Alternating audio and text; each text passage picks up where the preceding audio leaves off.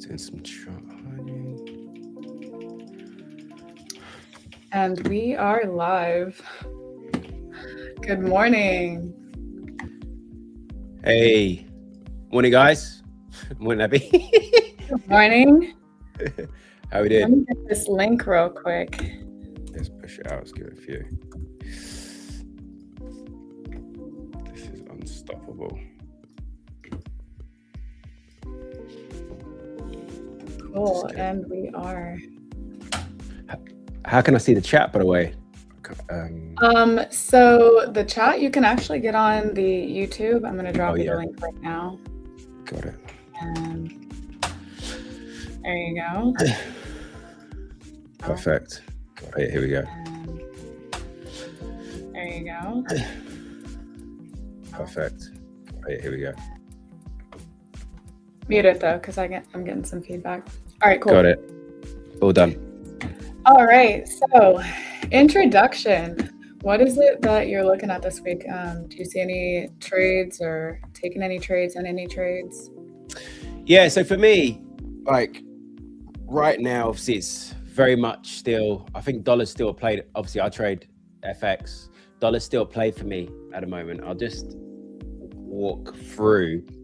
So like last week, let me put this on let me just remove all these markets a minute. Last week we had this big bullish engulfing for the dollar because right now we've got tensions remain high between US and Iran. The yields in the United States are high. So for anyone who doesn't know, like yields are the rate of return that foreign investors get when they invest in a government bond. So this is very high right now. So this is pushing higher. And in order to invest in a government bond, you require dollars. Okay, so dollar follows yields. Yields move higher, then dollar follows. So given that big breakout, I'm expecting a continuation this week because there's no signs of US and Iran slowing down at the moment. I don't know. Do you pay much attention to sort of US-Iran situation? Yeah, I know a lot of information about it. I pretty much trade. I'm a day trader, so everything's relevant. Yeah. But yeah, go ahead. Yeah, man. Lady, sorry. Whatever you want to say. So yes, for me, I'm watching this dollar structure right now. We're obviously clean structure. We're hitting high highs, high lows. We've just got a bit of profit taking going on at the moment. I think we're going to be magnetized to this gap area down here. We had this gap up here on Friday where we had that massive push to the upside. So I'm just watching this pull back a little bit at the moment, watching a Dixie pull into here, into around sort of 99s, nice and psychological. We're just coming up to that now. And I think obviously we've printed premium and now we're going to print obviously a discount level where I'd be looking to go long dollar, but obviously short euro. So I'm watching my euro shorts right now. I had some nice shorts last week of just a continuation of structure, lower high, continuation to the downside. So I'm watching this pullback right now. Did mark up this area of interest, sort of 1650, nice and psychological, saw quite a lot of liquidity here. So it may come now. Like typically when I'm looking for these entries, I'm looking at London. So if you look here, this is the Asian range, and where's the last week's entry was, I missed my entry, but I still got something ideal. But I'm looking for like this sweep above the Asian range high. So that could come, that typically I look for that in London, but that could come also in New York. So I'm watching, we're well above the high at the moment, the Asian range high, but I think that we could be topping out here. So I'm just coinciding that with the Dixie and waiting for shorts for a continuation. So not like ready to press anything yet, but the short would be, in this proximity. When we start seeing nice bearish rejection, bearish engulfing, the short will be taken and it will look something like this. So wherever we are, stops above the high, and then I'll be targeting a new swing low. So initial targets will be the low, the extreme low that I can see, and then looking for a new lower low, which will probably be 16 on the nose, just psychological numbers. So yeah, that's what I'm looking at the moment. I'm interested as well though, and obviously I know you're a stocks trader, right? Stocks, I'd be interested to know your thoughts actually on stocks, right? Coming from a stock trader, like why the hell are we so pumped? Is it still like this AI tech boom? Like, because stocks are just in no man's land. Everything going on, right? People are still buying stocks. It's insane. Like dip buying is so strong. Yeah, we're at a point right now where it's not just it's not just buying and buying and buying because there's a reason to buy. It's now a lot of buying because they're afraid to miss out. So even Mm. like bigger investors are starting to do it, and this is kind of a just like a weird time to be in the markets. I'm looking for shorts today. I am looking for a continuation as well. Here, I'll pull my screen up and just kind of go over some stuff. So I trade a little bit of everything. I'm on NASDAQ. I trade futures.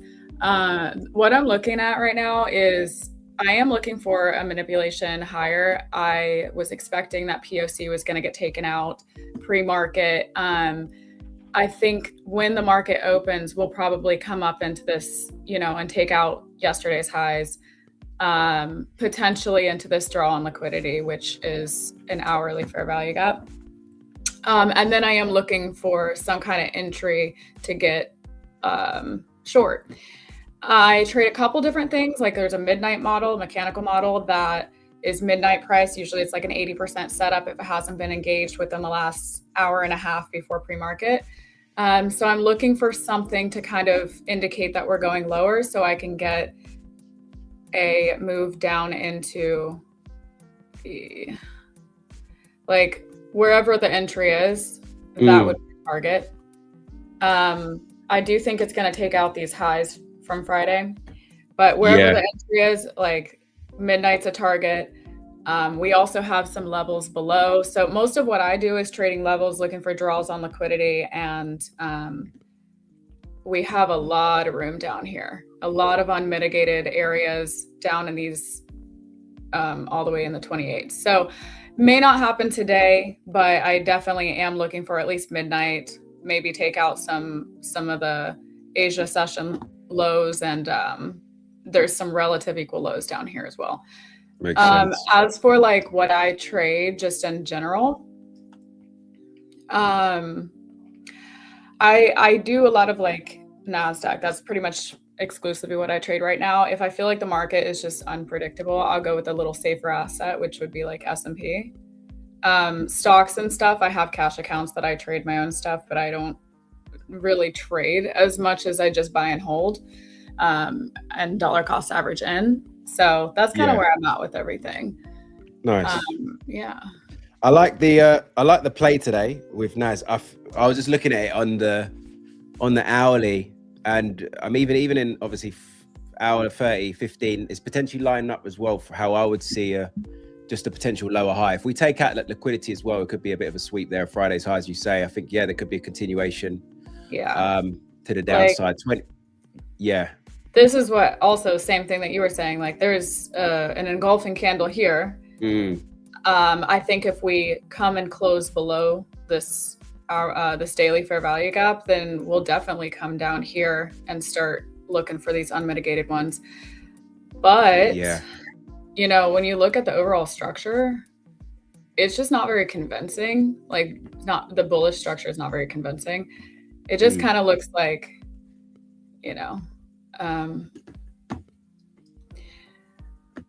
like none of this is convincing, so I just kind of feel like we're going to come down and take out that structure.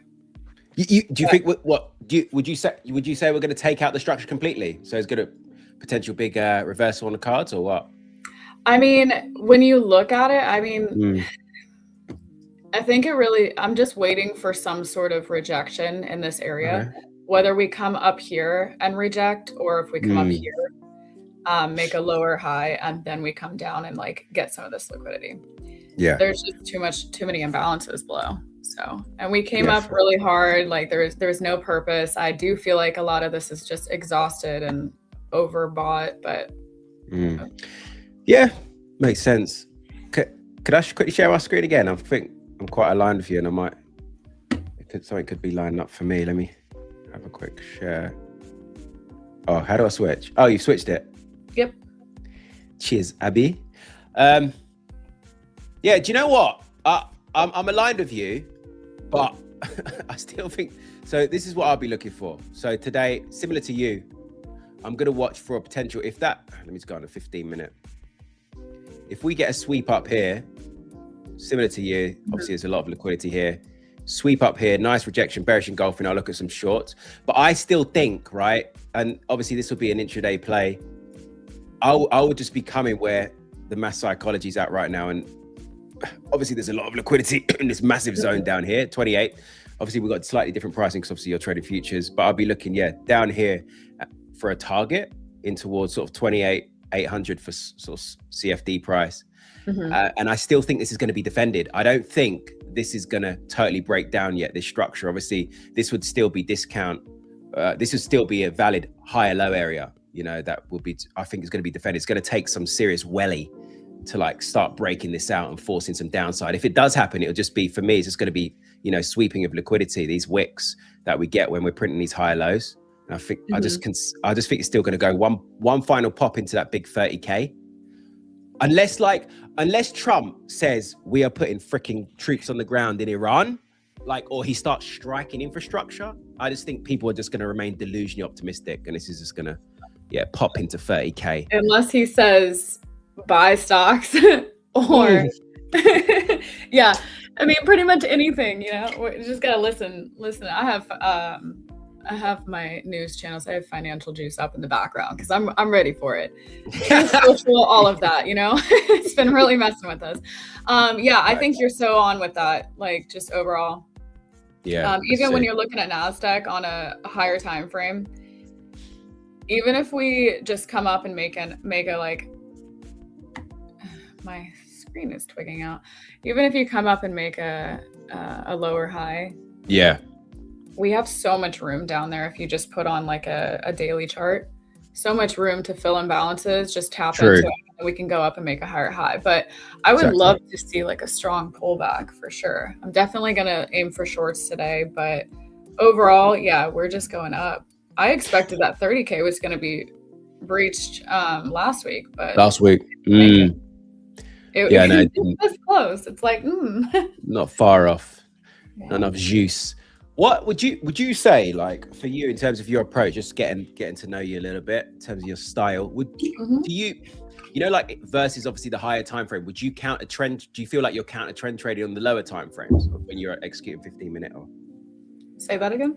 Are you counter trend trading? Would you say, versus say if you're looking at daily, right? Daily right now is bullish. Still bullish structure, generally speaking. Obviously, you're looking at the 15-minute and looking at potential shorts after this sweep. Would you say, for you, general style is you'll be counter trend trading, so trading pullbacks when the market's pulling back, or is that the case for you or not? Is it? No. So I trade the trend. I wait for the market to give me information and then I trade that.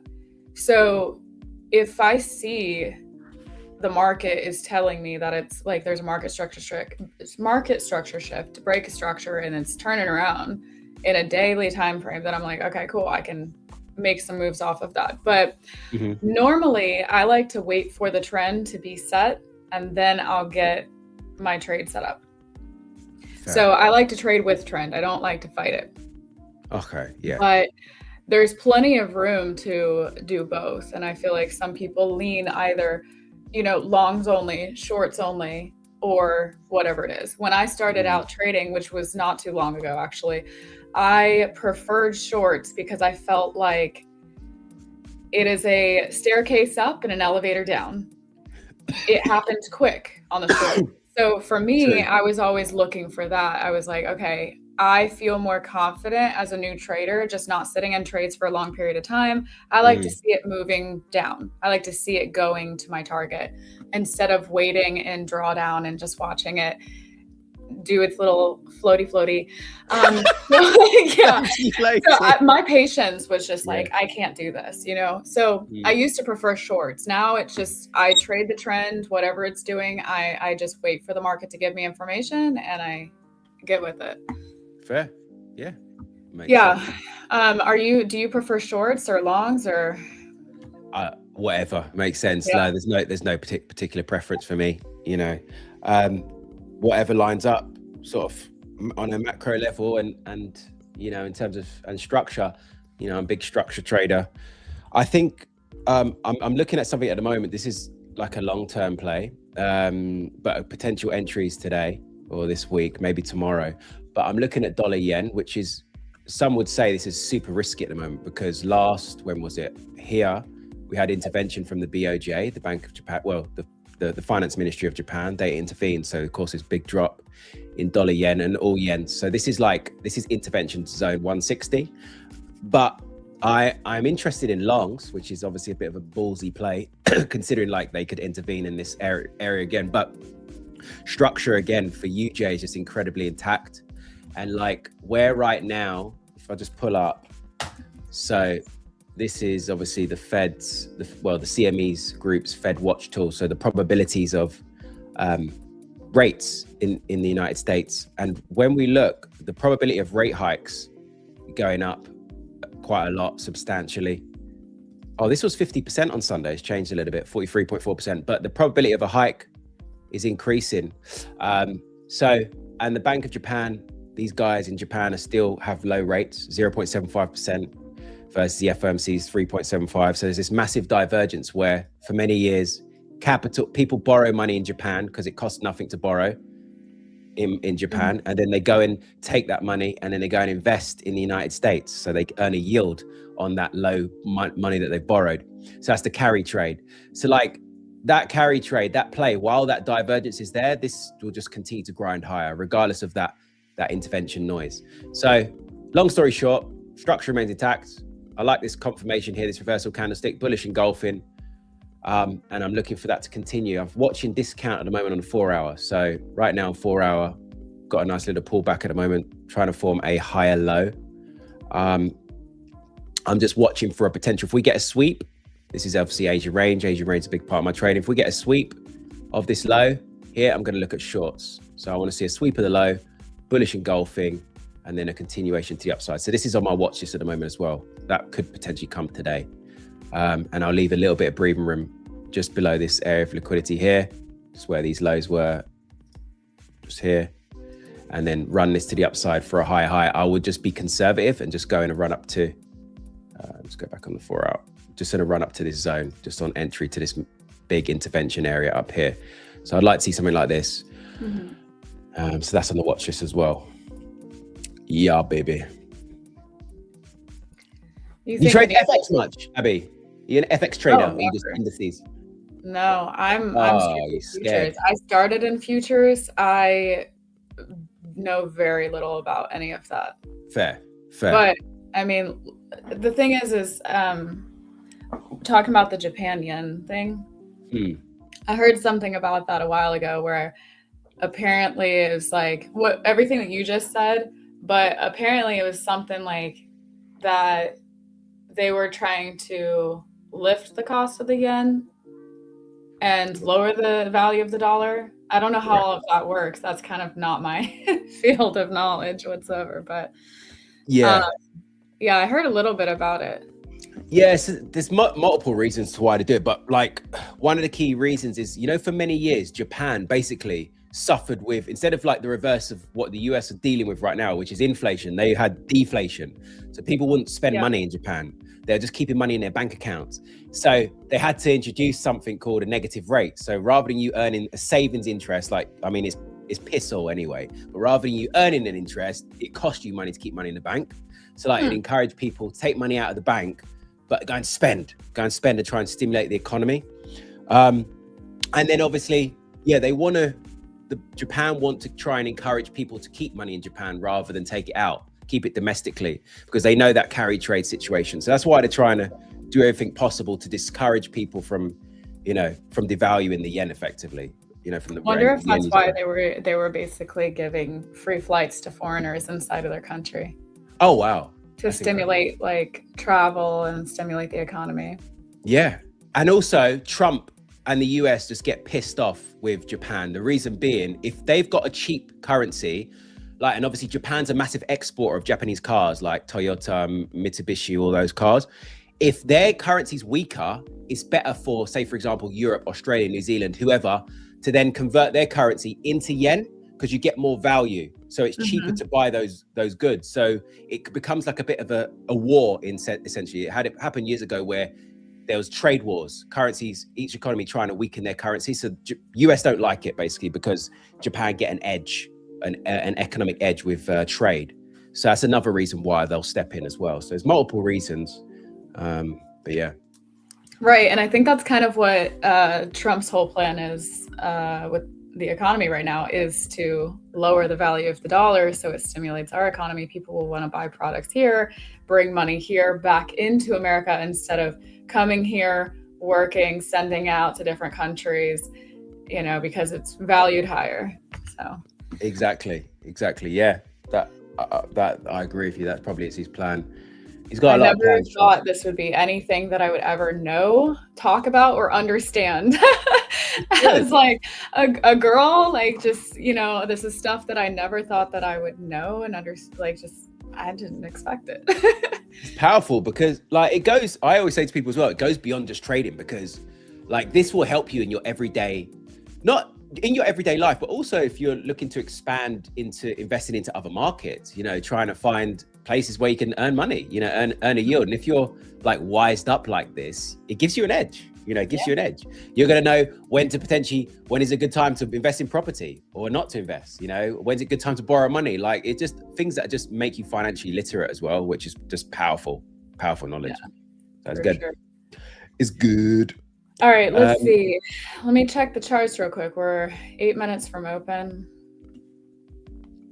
Do you trade the open or no? No. Well, orb, open range breakout. Any momentum? No, I don't. I'll wait for that volatility to calm down. Like, I will, if I find my sweep, you know, the sweep that I said, the Asian range, if that comes into play, which could be 230, but obviously that's for FX, then I will. But otherwise, I don't trade indices on the back of the momentum of the open. So what are we? We're 8 minutes away. Have you got something lining up? Not yet. No, I think here. This is frozen. Oh, there we go. I think like I said, I like to wait for the market to give me more information before I get into trades. So I don't really trade the open anymore. I used to try to get in the momentums, the open range breaks. No, it's not for me. I get too stressed out. I see it going against me and it's like so volatile. I lose it.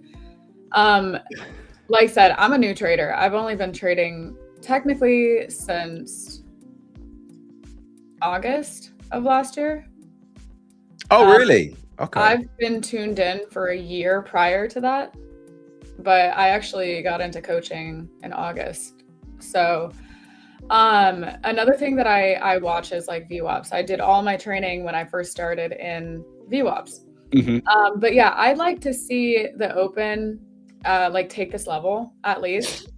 And then whenever it starts to turn around, that's where I'm looking for midnight. If we immediately get an inversion and start coming down this way, then I'm going to look for an entry to get in. And I usually take my trades on like a 1 minute. Yeah.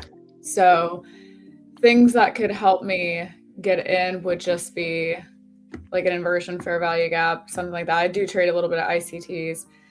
Mm-hmm. But yeah, so, you know, if we come up here and we get a rejection of this high a day view up, that could be something that I also use as an indication to get in.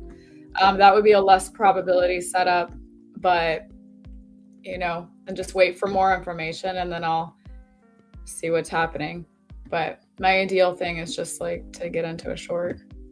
So your entries, M1. Do what? Do you enter on a minute time frame? Yeah. Okay. Well, like I'm watching the 15-minute. See, well. if I hadn't already lost my hair, I would have lost my hair. Hey, I got a heart rate monitor over here. I take my blood pressure. You know, okay, so seeing this on a 15-minute time frame, it's confirming to me that, like, you know, it's not very strong, but we're kind of like potentially going to turn around here.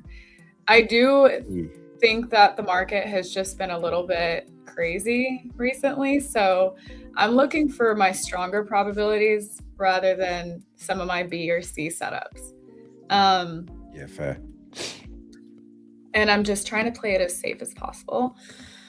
But yeah, right now, like, if it doesn't sweep this level, I think it comes back up later or tomorrow or this week, whatever. But I could get in on the 15-minute chart through an inversion right here. If it closes below here, I expect that it wants to come down lower.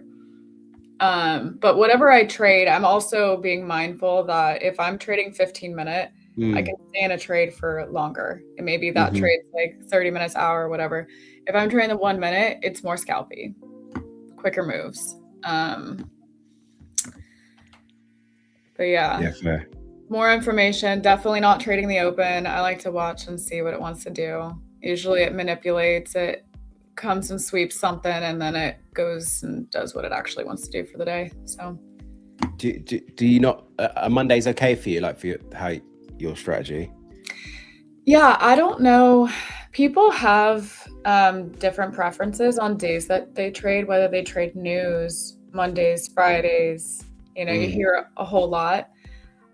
I just take a trade if I see a trade, like no news Mondays. I feel like they just kind of pick a direction and they go, and they just slowly creep up or slowly creep down, whatever.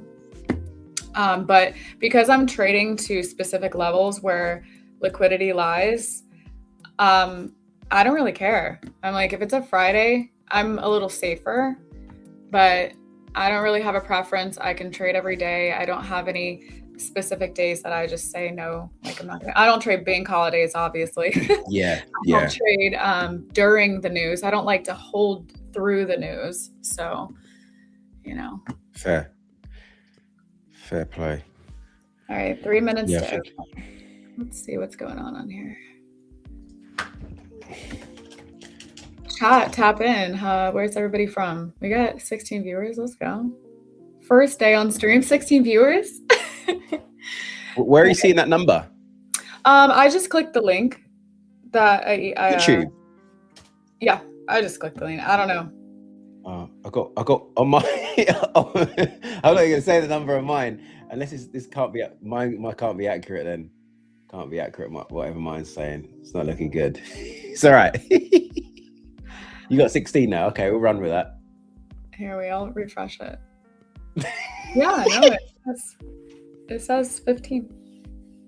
Okay. Yeah. That's good. Yeah, I like that. All right, cool. My so I have a personal Discord that I set up not too long ago. I don't really tap into it right now, but I might start in the future. And so I had this guy set up all of my like channels and stuff and moderate my Discord. He's in the chat right now. He's gonna do some stuff for E8 and set up our giveaway channel. All right, nice to meet you, Mr. Moderator. Sakuna, my G. Welcome. Yeah, nice. This is giraffe. Let's go. Welcome to the stream. And then to answer your question, I trade futures and I trade. I'm trading on E8 right now. I don't know why I can't see any questions. And yes, I am a skydiver. Definitely something to do for a bucket list item. And I've actually skydived in Hawaii. I got injured, believe it or not. Hawaii is like the #1 place for people to get injured, I swear. Oh, I can see the questions now. Yeah, right? Someone said, "Is there?" Oh, go on. You go ahead, Abby. No. There's actually a good question in the chat. And you've been with E8 for a while, right? Yeah. Do you trade the futures accounts or are you mostly cash accounts? No, I need to familiarize myself with them. I haven't traded them yet. I'm cash. I'm CFDs, guys. What stands out about E8 over other prop firms? I think like it's a personal preference, whatever prop firms you want to trade. But at the end of the day, I like that you can actually get into the prop firm, not be subjected to like a 2 or 3 day passing period. And you can just like, if you're on a 50K account, you need $3,000, you could just make it all in one set. There's no consistency rule. And I appreciate that with prop firms because I really just like don't like to waste time and money in an eval. So I think that's like one of the things that steers me towards E8 over other prop firms. Yeah, fair. I think obviously non-biased, but the rules are clear. There's no freaking hidden rules. So it's straight up, you know what you're doing. Like sometimes there's some firms where there's some sneaky rules. So it's just straight up. It's black and white. No ifs, no buts is what it is. So that's what I respect. And I respect the fact that the owner comes from a trading background and he trades. So, and not a lot of guys, there's a lot of obviously, no, with greatest respect, not to throw any down as other companies, but it's just, these guys haven't come from that background, so obviously they've gone and educated themselves, but they don't have working experience knowledge in it. So that's why I respect E8 and that's why I'm here. Someone asked about potential de-escalation with US and Iran. It's very unlikely. One thing that I have to say about that is imagine, right? US and freaking China with a trade war, right? This is a trade war. This is a freaking actual war. Like the trade war has been going on since Trump sat his fat ass down first time as president in 2019. So do you think that we've got, do you really think we're going to get de-escalation like as deep as we've gone now? No chance. Personally, I think this is going to be going on for months, probably even into 2027. So I think this is going nowhere, and I think this is going to, the inevitable is going to come into play. I think I continue to say this is half time, to be frank. This is half time where it's going to carry on, so that's just my thoughts anyway. We'll see what happens. God forbid that happens, but I just think it's going to be happening. So yeah. I have a really gamified idea of all of that, but I think I wonder. I'll tell you off screen. I feel like I should just keep that to myself. I would have just said it. Maybe don't. No. I've learned that you keep your political views to yourself. Yes. You keep your opinions to yourself. I think that's best. You can't win. Everyone's going to have different views politically. And this is on the internet forever. So yeah. Let's not. All right, so we're definitely getting a sell-off here. In stocks. Yeah, here. Let me see. Oh yeah. Anything going on in your chart? Well, no, I wanted to see similar to what you were seeing, the sweep, but it's just straight selling coming into play. Yeah. So we took POC, which is an 80% setup as well. So I got up around like 4:45 a.m. We were sitting somewhere in here, and I expected that POC was going to be taken. Sometimes it whatever it wants to do, but there's a whole lot of different information that I use, which sometimes when it hits POC, like if we bounce off of this, we might just be bullish for the day. So that would be some indication to me that we want to stay above the POC. If it comes down here, it sweeps below, then we're going lower. So yeah, like I said, I generally don't trade the open. I like to wait for 15 minutes at least. We're going to set a high and low of that 15-minute range. Yeah, I see that. Agreed. Once we break out of it, I start looking for trades. A lot of the time I have one trade that I do, which is the VWAP trade. So if we break the downside, we come back up into that level, I'm looking to take a short off of the New York or a short off of the opening range low. If we come up to the top, we break the top, same thing. I'm looking for it to come back into the range, take a long off of that level as well. So more time, more information, and then hopefully we can get something on stream. But let me connect my accounts. More time. Yeah, I like the look of that. I can see that high and low coming into play. I still think it's going to push and sweep Friday's high the way it's going. I still think. Yeah, it could come sweep the highs and then come in for the lows and yes. Need more information. All right.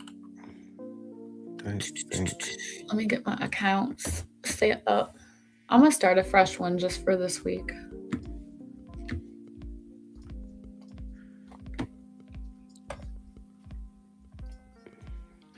Guys, any questions or anything, please drop it in the chat. No questions too silly. Anything that you're looking at, let us know. Let us know, baby. I'm waiting for this UJ entry. It could come, I may have to wait till tomorrow. I'm still waiting for this sweep to come out. If this sweep happens and then we get that bullish engulfing, I'll look at the longs, but it may be the case that this might just trickle lower because it's Monday and dollars is pulling back a little bit, trickle lower, come down to where everybody's probably lining up right now for the higher low down here in this region towards this TL. You know, it likes this TL, can see it's respected. So it's possible that we come down to here. So that's on the watch list at the moment. Yeah, I think dollar right now is still got this gap for the Dixie. Dollar's probably going to slide into here. So it's possible. I love pull back gap. here and then carry on. Yeah, gaps are cool. Yeah, gaps. Okay, so you don't trade every day. Sometimes you just sit on your hands and watch the charts. Sit on these bad boys. Over the years, the more I've realized is like, you know, no trade is a good trade. Yeah. You know, I literally wait for A plus, you know? So yeah, there's days when I just sit out. Like today could be one of those days. What's your general week? How many trades do you think you take? What's the most you take in a day and the most you take in a week, and then the least? The most that I'll take in a day. Oh, that's a good question. I think it will be 2. So it'll be 2 trades. The most that I'll take in a day. In a week, I mean, it could be a few, because the thing is for me, I don't stick to one instrument. So wherever I see divergences where there's clear, you know, one currency is clearly stronger than the other or weaker because of X, Y, and Z fundamental, I'll get in. There may be a time, but I'll keep things diversified. So I may be in a euro dollar short. I may be then in a euro Aussie short. I may be in a CAD Swiss short or a long.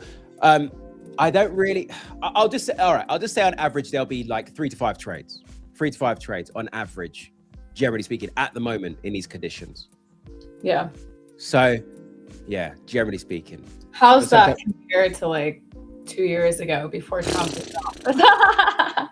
2 years ago, well, we're talking probably maybe 10 trades in a day, you know, and a lot of that would be revenge trading now, you know, a lot of that would be revenge trading, or even, no, not even just revenge trading, to be fair. It was also, not 2 years ago. Sorry, not 2 years ago. This was many years ago, but it also giving back gains, you know, getting overconfident.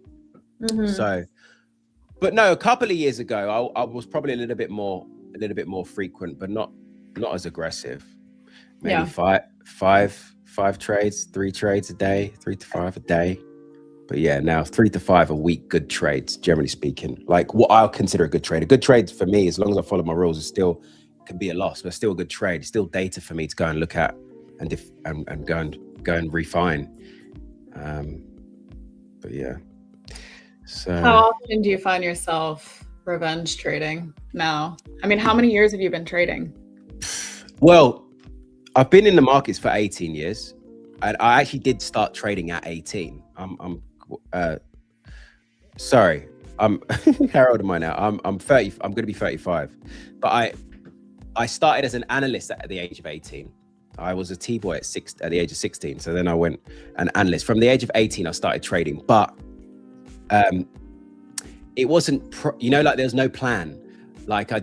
Back then, my role was understand what's going on in the markets. You know, all the fundamental news that you see on Financial Juice or on Forex Factory or so on and so forth. I was reporting and covering that news. So anytime I saw a bit of news that was bullish for euro, I'd wait for the calendar. And it was easy back then, actually. So say, for example, you had a piece of data, you saw the unemployment rate was higher for the UK, so it's pound negative. Back then, what would happen is GU would fall by 30 pips, would pull back, and then it would fall again. It was that easy. But now it's not. So I tried to just trade any news release that I saw, which worked for a while, but I had zero plan. There was no entry or exit strategy as such. So then eventually that cost me. Then I tried to trade technicals, and I still couldn't, it still wasn't consistent enough. It took me a very long time. I'll be honest with you, it took me till like my mid-20s, so a good 6-7 years to really understand that it wasn't just fundamentals and macro and technicals. It was like my mindset. I was such a I have like ADHD and stuff, and I was just such a irrational person as well, very like frantic with life. I had to like slow down and sort myself out, with just my character as a person, just like chill out a lot more, be a lot more rational, evaluate things.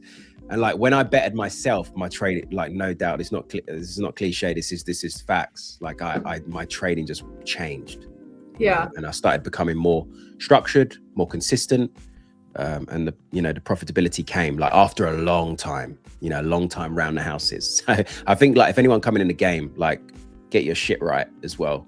Yeah. I mean, I think that trading is just so challenging for you as a person, for everybody as their own individual person, in general, because I've done a lot of self-work. I've done a lot of stuff in life. I've been successful in different industries, but trading was something that really challenged like all of me. And I'm still facing those challenges. So I think that there's a lot of, there's knowledge that goes into trading, but a lot of trading is EQ.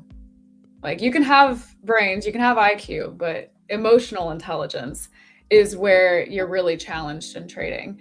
And when I first started out, July 22nd, I don't know why I know the date, but July 22nd of 2024, that's when I first started looking at futures, watching the market and buying prop firm accounts. And I did it for about a year, and I promised myself, I was like, well, if I don't get to a point with it, okay, let's see. Sorry, I'm still watching the chart. If I don't get to a point where I'm profitable in a year, then I'm going to go pay for coaching. So I did not make any profit during that year. I spent money, revenge trading, blowing accounts, like nothing good came of it.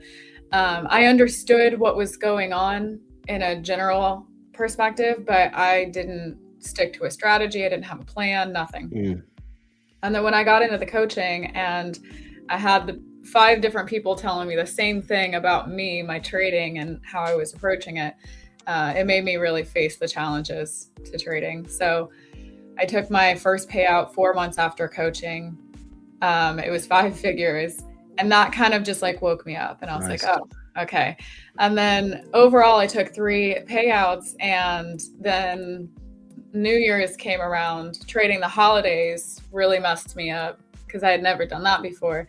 And then I got into, there was just thing after thing after thing with Trump. And we're not trading. We're not trading anymore. We're trading Truth Social, Twitter. Yeah. And Venezuela, Greenland, there were so many different things.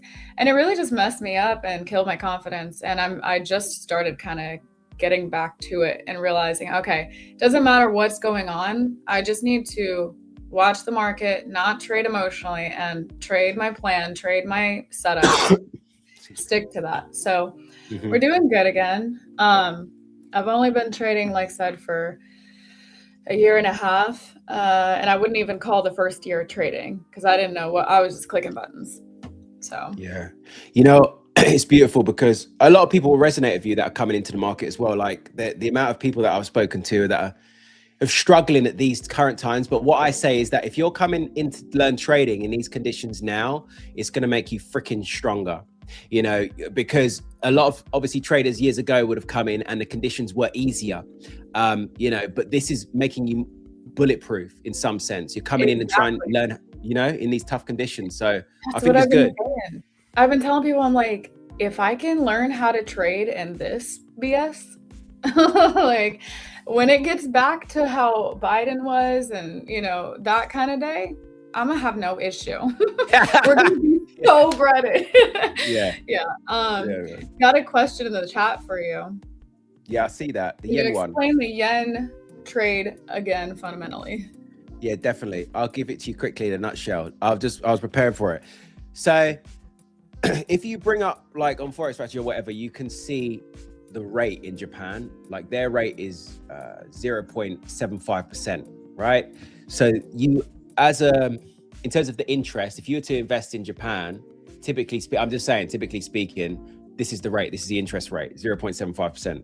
That's also the cost to borrow money. Now, if you look at the Fed, if we put up the Fed here, Fed funds rate, the rate in the United States is 3.75%. So that's a massive difference. That's an interest rate differential, we call it.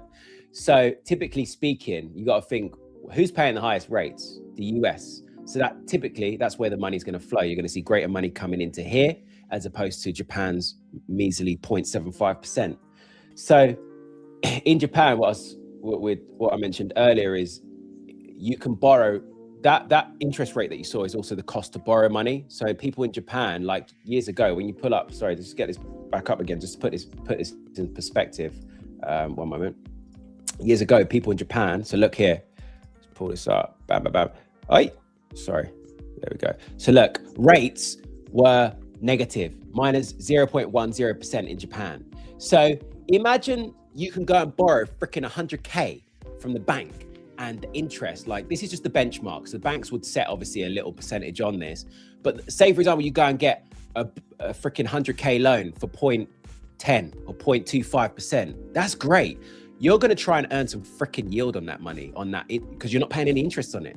So what has always happened is for many years, people will borrow that money in Japan that was for cheap, and they'll go and take it over, invest in the United States where they can get a yield. They go and invest in foreign bonds or go invest in stocks, you know, in an SPF, S&P ETF or whatever, and go and earn a yield on that money. Like, it's a no-brainer. It's smart, right? I mean, I'll be doing it. So yeah, that and then basically we've got rates are forecast to go up in the US. They're increasingly the probability is going up, and Japan are moving very slowly. Look, they've just been on hold with rates for a very long time. So yeah. That's why I think the flows will continue into JPY. So the technicals are lining up, into UJ. The technicals are lining up. We had a higher low here, bullish engulfing, and I'm expecting a continuation. Just watching this pullback. I don't want to be buying at premium now. This is premium for me. I don't just want to be buying at the high. I'm waiting for this pullback for the higher low. So on the 4 hour, the structure's clean there. It's like a freaking staircase. So waiting for that discount here. So I'll give myself the best chance of the trade going in my favor. And then being extremely conservative and running it in towards his zone. Probably I'll just go for 59.50, nice and psychological ahead of this big intervention zone. Because look, intervention, this is seriously intervention territory, and it happened back here as well, close to the zone. Look, the here, it's intervention. So I would like to take that trade anyway. So I'm watching for that. I don't think the entry is going to come today. I think it's going to be tomorrow. But we should hopefully get that nice drop close towards this trend line. Anywhere from 59.50 here, down towards 59.30. I'll look at some longs, but I'll also just be waiting. The reason being is because in case of this, and this, any sort of liquidity sweeping, stop hunting, so yeah, that's on the cards this week. So hopefully today or tomorrow, most likely tomorrow. So I hope that makes sense. Elliot, welcome. Elliot, he's in the house. You're putting gold longs, my man. Yeah. Okay. Oh yeah. Okay. Code X trades. Do you usually have a model that you align that actually helps you enter a trade? I can actually go over mine right quick and yeah. Are you still sharing? Yeah, it's me at the moment. Oh. I wonder what I'm watching on YouTube. Oh, okay. There we go. I had to update it. All right. I'm gonna throw myself on stage real quick. All right.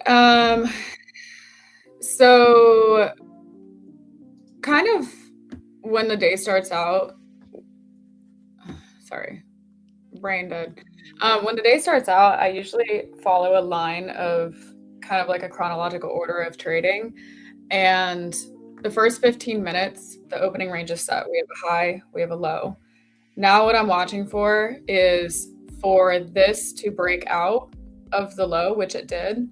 And generally, I'd like to either see it come back up to this area, and then I would get short from here. Or the other option is if it comes out here, then I'm looking for it to come back here, and then I want to get short. So there is a potential trade. I hope that we're going to get this area because that's going to be the higher probability for me. I think I'd probably want to put a stop above POC. Yeah, so let's see if that wants to play out. What is your entry signals? Do you use anything like inversion fair value gaps or? No, I don't use FVGs. For me, like if just going on an intraday, just simply sweep of the high, sweep of the Asian range high, reversal candlestick, rejection candle, and then bearish or bullish engulfing, whatever way around I'm looking at it, and then entry, and that's it. And then as long as it's in line with structure, or if it's a false breakout of structure, as long as structure's there, I'm entering. I don't have any indicators. The only indicator that I use really is just pulling up the Asian range just to make life easier. But I personally, I don't use indicators. I'm interested in, I wanted to get a little bit know the VWAP a little bit more. I've heard some good stuff on it, and I do have a few institutional buddies that are very plugged in. Like VWAP is used on an institutional level as well. So I'm gonna do a little bit of education on my side. Yeah, I mean, it's cool because at the end of the day, it's generally like a 70% setup. So I could take 10 trades in a row and without Trump's help, 70% of that's going to come through. So I just got short. I'm short off of the New York VWAP. There's several different VWAPs that you can use as indicators. This is a high a day. Kind of generally is like the highest point. If it breaks the high a day, I might consider getting out. It depends how it breaks. If it's just a small break or a wick or something like that, I don't care. But if I get a solid body above this, more of the body's above than it is below, I might get out of my trade. Because POC's right here, I'm going to give myself a wider stop. But there's other ones like overnight VWAP. I pay attention to that. That might be a target that I'm looking to trade too. Yesterday's VWAP, there's all-time high VWAP. There's so many different ones that you can use. It just, some of them I use as confluence and some of them I actually trade. Right now I'm just in a trade off of the New York, and I'm looking to take that down to the current lows. Now, I'm one of those people who I we'll call it greed. But because I know midnight's down here, I might look to aim for a bigger move. But if I can get a bigger move out of it, I'm going to take it. But otherwise, the general way that most people trade this is that they're going to want to take this down to the current low. Something like that. So yeah, now we sit patiently. Fair play. The other thing is previous structure. Like instead of, putting your stop here, most people's stops are here. So you might want to be here or even safer up here.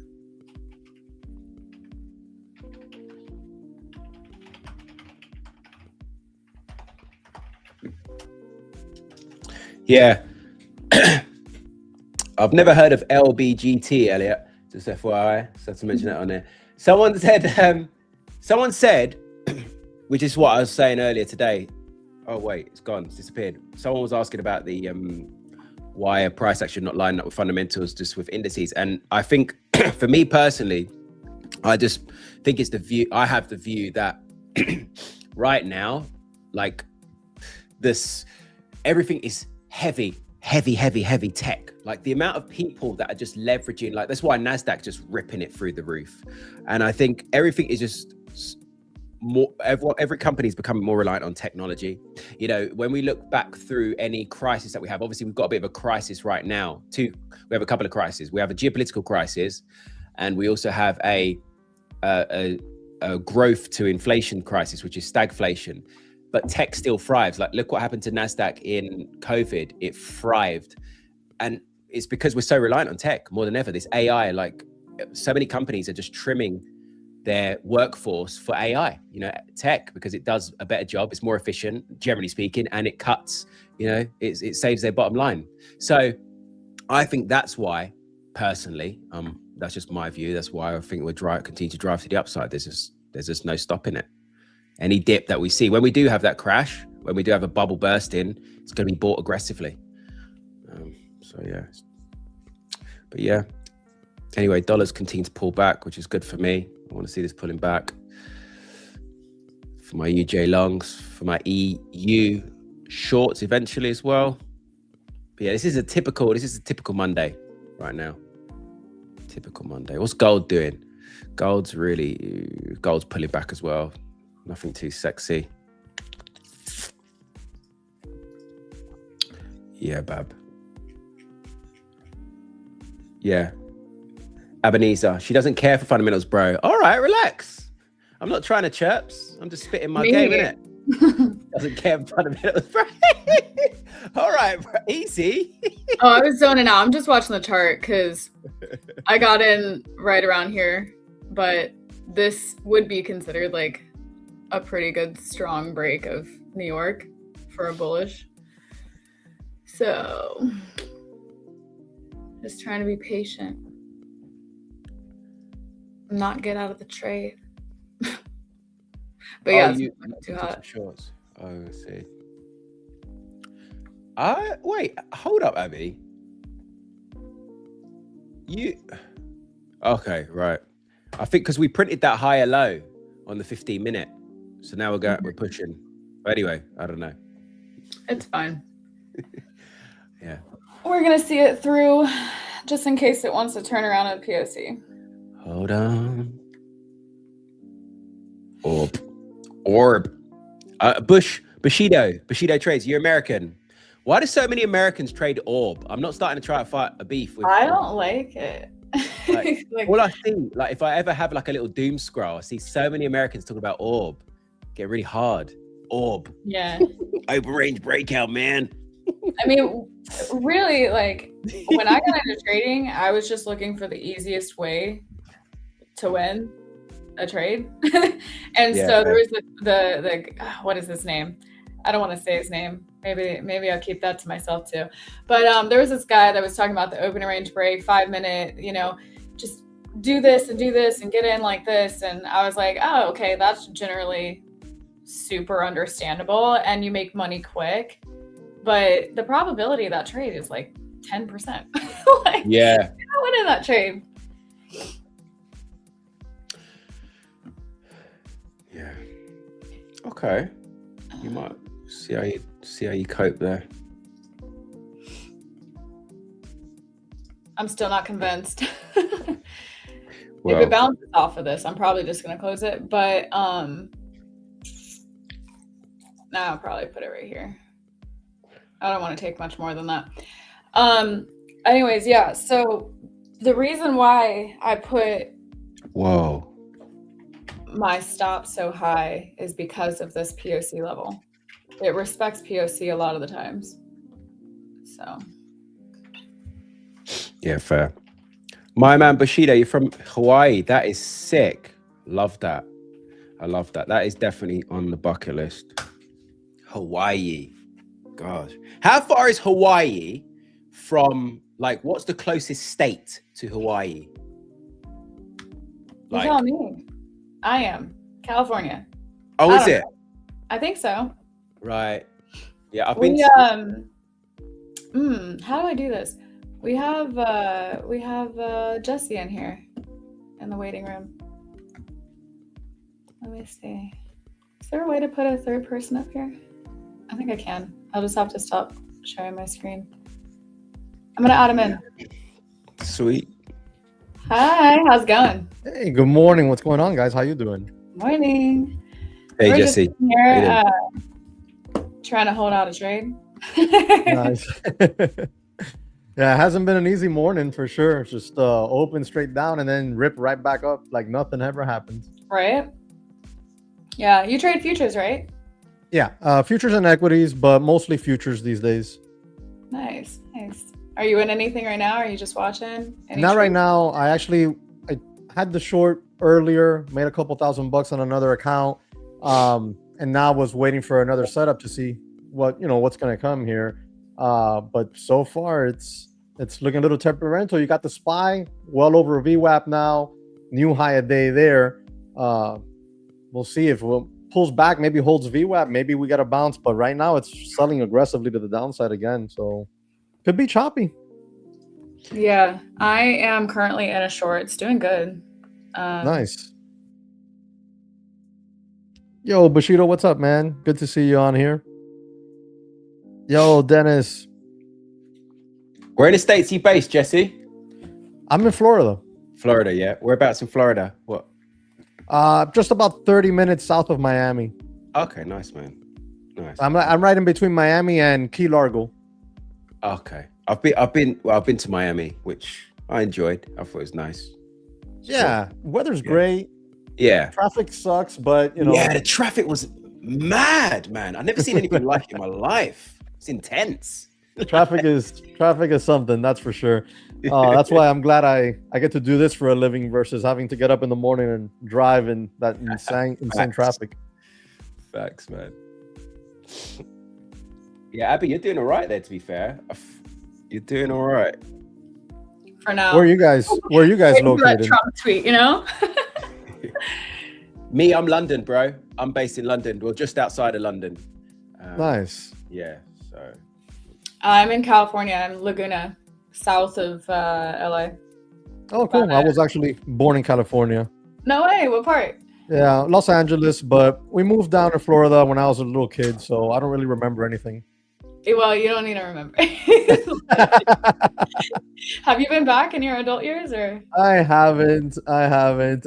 I want to go eventually someday because I want to visit. I think it's Yosemite with those sequoia trees, those huge trees. Yeah, it's that's the Sequoia National Forest, but Yosemite is insane. It's beautiful. I have a trip planned for the 22nd to go. See, there you go. I definitely want to hit that place up eventually someday. But no, we haven't been back ever since then. All right, so it's about to sweep the level. I am gonna trail aggressively just because it'll take a level and then want to come back up. I think it'll tap me out. But if it wants to slide and hit this midnight point, then I'm gonna let it do it. Really nice. Are you watching anything right now? Are you taking any trades? Do you have anything planned for the day? I already took a couple trades earlier in the morning. I am watching to see if we got another setup, but right now there's nothing for me. We're at a potential bounce zone here at 29,140 on the NQ. But I mean, it's anyone's guess right now. The drop is so aggressive. The volume increased. I don't have confidence in that level holding much more than a scalp. If I were to get long it, which I'm not. I'm actually looking to see if we get another short setup. That's really what I'd like. I'm a better bear than bull anyways. Mm-hmm. Yeah, we were talking about that earlier. It's easier to get in shorts than it is to get in longs and sit through them. Yeah, I have much more confidence in my short setups than I do in the long setups. I mean, they all work the same, but the long takes longer to resolve itself. Exactly. Yeah. Oh, come on, just go.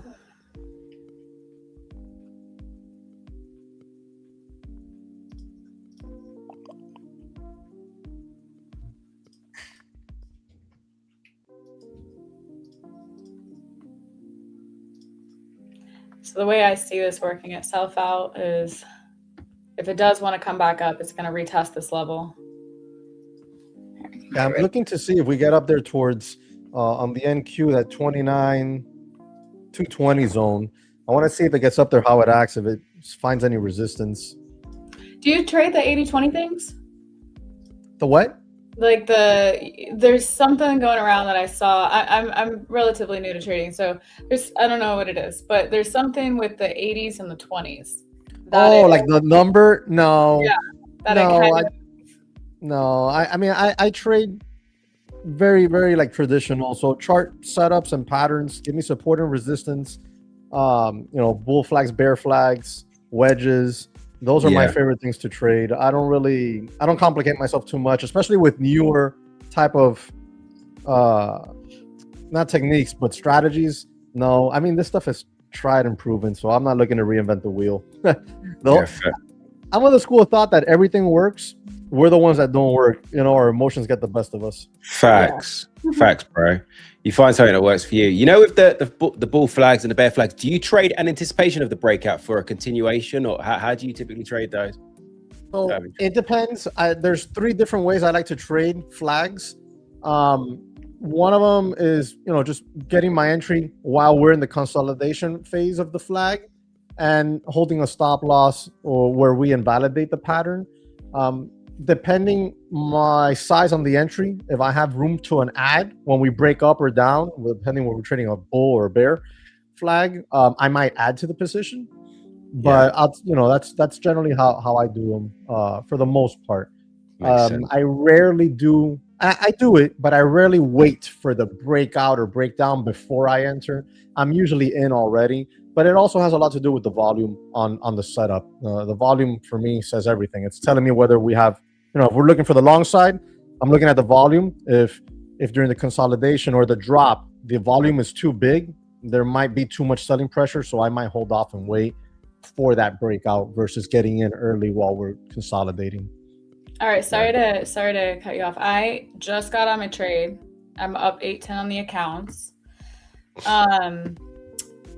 You want to go over some of the trades that you did today? I threw you up on the present thing. Oh, cool. Yeah. So it wasn't in this chart here, so I can't put like the little arrows. But let me see here. Where is 9:30? Hold on. I want to say, hold on, let me look over here because I can't see there because it's the screen sharing pop-up is right in its face. Give me 1 second. Let me go look at what candle that was. Okay. I hate to say it, but I also just got another short. Right in here, I just played the momentum, went ahead and got short, and I rode it down, and I took profits as we went. Then I tried to play the long bounce here, but it didn't work for me. It didn't work for me at all. So I got the position on, got stopped out, lost a couple bucks, nothing out of this world, and then I just let it go. But I just played this quick waterfall here. It's funny because in the Discord, that's exactly what I said. I was like, guys, if we give up that low, that initial low, I think we waterfall, and then we got this candle, this big, humongous candle. And that was my play this morning. I played it on a couple of accounts. Made a little bit over $2,000 on each one, so we're pretty set there for the day. But now I'd like to get something else. This is a brand new EA account that I got, so I'd like to pass that one. Yeah, I love these because you can literally pass them in a day. Yeah. Oh, and yeah. then you have a new account in 5 minutes. You're funded. So, exactly. Yeah, I feel like when I was trading different props, I was trading Top Step when I first started. And I didn't know anything better. I didn't know anything different. I didn't know there was other prop firms. I just thought that was it, And I was going into these accounts and I would get so frustrated because I'd get capped at like 50% consistency. Mm-hmm. And it would send me into just like a rage spiral where I was just I would go through accounts and blow them and blow them and blow them. And then I was like, it would just upset me. So I appreciate these accounts a lot, but there's so many benefits to these, honestly. Yeah, I enjoy the 1 day to pass type stuff as well. I don't really like I'm not about spending a whole week on one account trying to pass it. Yeah, if end of day drawdown, no intraday. I hate intraday drawdown. I just, there's no silent rules. Yeah, I don't mind those that much, me personally. But then again, I cut my teeth trading small cap, low float runners years ago, so I'm used to taking profits quickly. Yeah. But yeah, end of the day, definitely prefer that. And if you give me 1 day to pass, I'm happy. If you give me 1 day to pass, I'm passing. Like max 2 days, okay. Like I'll trade some that are 5 days. Well, not 5 days to pass. You can hit the target in 2 days because you got the 50%, but then you got to trade them another 3 days. I'll just go flip some micros and let them sit in the back burner. But yeah, like 1-2 days max, preferably 1 day. Yeah. All right. I'm gonna throw myself up real quick because I got out of my trade, but then I immediately got back into a trade. So, okay, I took around here.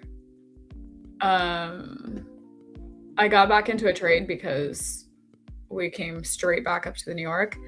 One of my better trades is taking off of the New York. So I still would like to see it come down and take this level at midnight, but maybe the market decides this is where it wants to turn around. So I'm in a little lower than I was. I think I did 5 contracts on my previous one. This one's 3, so I won't take as much loss, and I'll keep some of the profits either way. But yeah, generally this trade would look like, if you get short here, that you're only going down this level, but I do think that we're going to take midnight. So I'm going to try to see this one through. Yeah. Are you seeing anything, Ken, or? Not right now, unfortunately. Still allowing this dollar pullback to play out. Nothing new on the horizon right at the moment. Yeah. This is just a classic Monday for me. Bit of hand sitting for now. Yeah. Yeah. Is there other days that you feel like you guys just don't trade? Friday as well, I won't trade. So for me, like Tuesday through to Thursday, yeah, like are the best days for me. They're definitely the best days. I feel that. But what's the best days for you? Oh, they're the best days. Yeah. Tuesday, Wednesday, Thursdays are great. Fridays are really sketch. Yeah, 100. I don't mind to trade Mondays and Fridays. I love a Wednesday's a really good day for me, especially if I'm swinging, because we get really nice expansions on a Wednesday. Yeah, Tuesday we set sort of the foundation, but nice expansions on a Wednesday. Yeah, and then be done, typically speaking, on a Thursday. So, yes. But yeah, I'm just hand sitting at the moment. Nothing too sexy, unfortunately. I trade every day. Yeah. Yeah. What time frame do you trade on, Dressy? I trade Saturdays and Sundays. Yeah, yesterday I traded at night a little bit. I rarely trade Sundays though, but Monday through Friday, if I'm here, I'll trade as long as there's a setup, as long as there's something to trade. And there usually is, because I'm more of that chart pattern momentum type trader. So there's always something for the most part. But yeah, I trade every day. The only thing I don't trade is on the moment, like news. News comes out, I don't a minute later jump into a trade. Unless I'm trying to YOLO an eval somewhere. Outside of that, I won't do that. Well, you said you trade every day. What? So do you trade crypto as well, or what? No, just NQ. I do trade equity sometimes. I traded MU last week on the short side. Shorted it around 780. My best take profit on it was 707. Okay. I was kidding. I don't trade on the weekends. Sometimes I will get in there on a Sunday. I have to like really know something's happening though. Sunday. So that'd be when the market's open for you guys. That's Sunday. Is it afternoon time, right? Afternoon. Yeah. Usually, so strange for me. Nothing's really happening until like 5 or 6 p.m. my time, Pacific Standard. Wow, we have a lot of questions in the chat. There's stuff happening. Are we bullish on Trump China visit? Trump China, that's the one I saw too. Yeah, bullish on what? But bullish on what? He went to China. Okay. Yeah, I don't know if you guys have seen, right? There's this. I need to find it actually, but there's this where like Xi Jinping was away from the table, like he left his black notebook on the table, and Trump was like looking through it, looking to see if anyone's looking around and like trying to read Xi Jinping. Nice. I need to find it. Let me see. Trump, Xi. Wait. I have to find it now. It's freaking hilarious. Notebook. Let's see. I'm gonna throw you up. Go find it. Yeah, look, I've got it here. Look.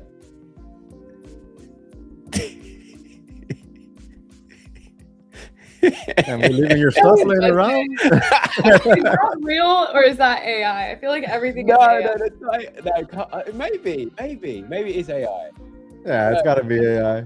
Does he read Chinese? Like, stop. But it wouldn't put me past like that. That's classic Trump. That's something he would do. It is. Yeah. Oh god. Yeah. So. Yeah, I did hear something about the tariffs. Like they were gonna lower the tariffs with China. They came to an agreement between both the U.S. and China. Interesting.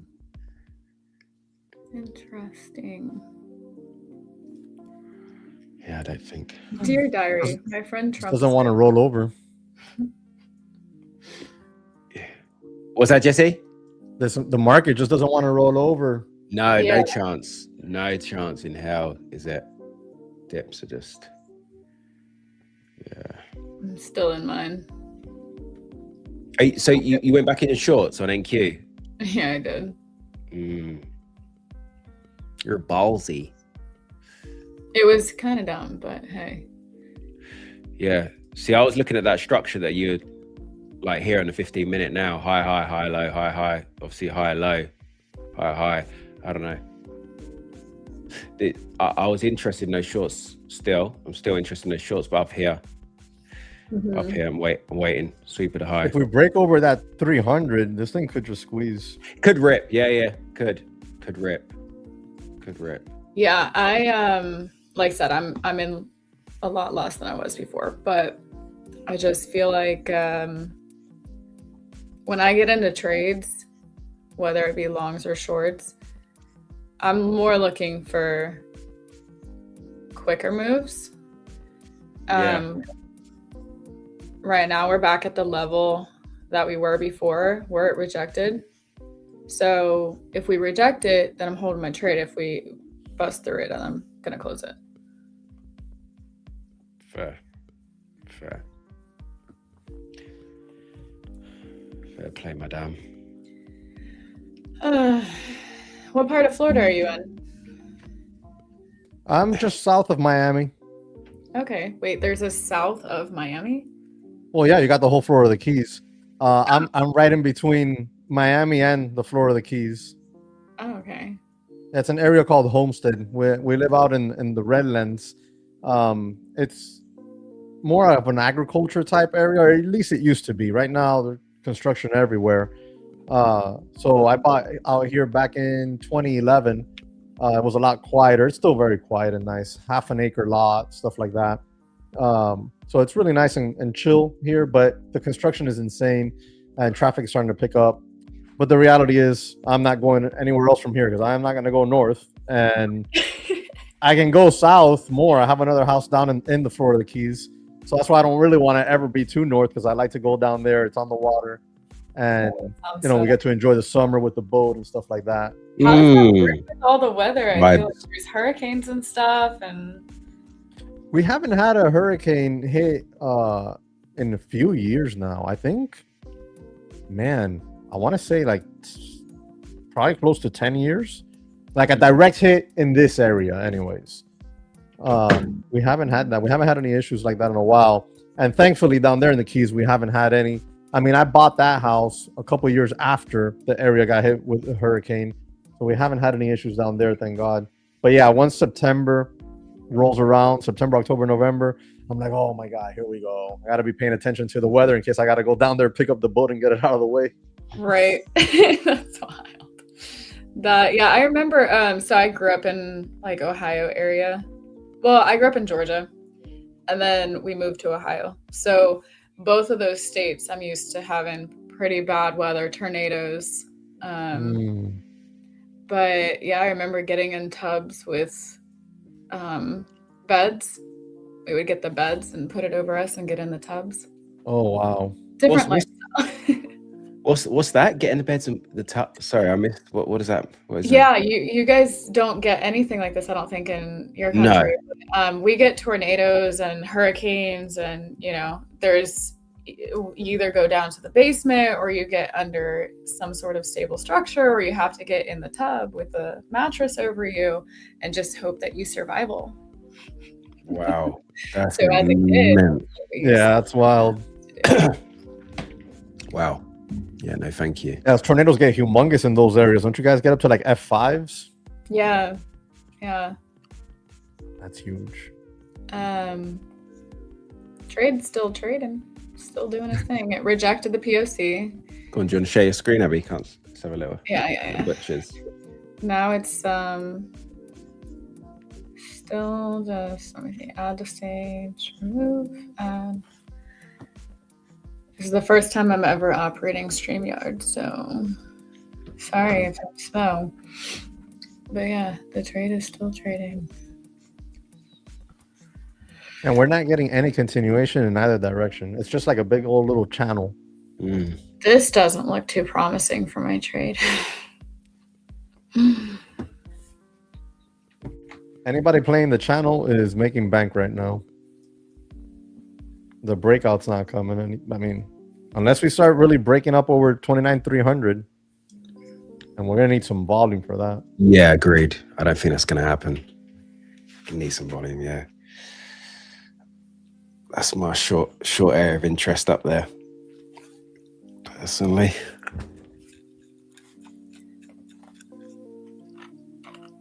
See what the latest is. What a I think day. what's that? I said, what an icky day. This is not. Well, okay, so there's an 80-20 thing, different 80-20 rule. 80% of the time the market just chops. No continuations. 20% of the time it trends. So like if this is the level that we're setting in, then you can just start trading these levels. I don't know. I think I might end up closing this, just break even or something. Wait for some more information before getting into another trade. Yeah, you can see that channel on the 15-minute moment. So far, the SPY today has just held over Friday's close, but hasn't broken up over Friday's high by any means. So it's just really choppy. And we violated Friday's low. I'm sorry, Friday's close, but we regained it pretty quickly. Yeah. So far. Just keeping structure. Structure's incredibly bullish. It's funny. I'll have this little indicator that is like in this corner. It was all red. It all said bearish. And then you said it's incredibly bullish and everything turned green. Like it has no relation, but it was just funny. I'm like, shh, be quiet. I'm gonna short.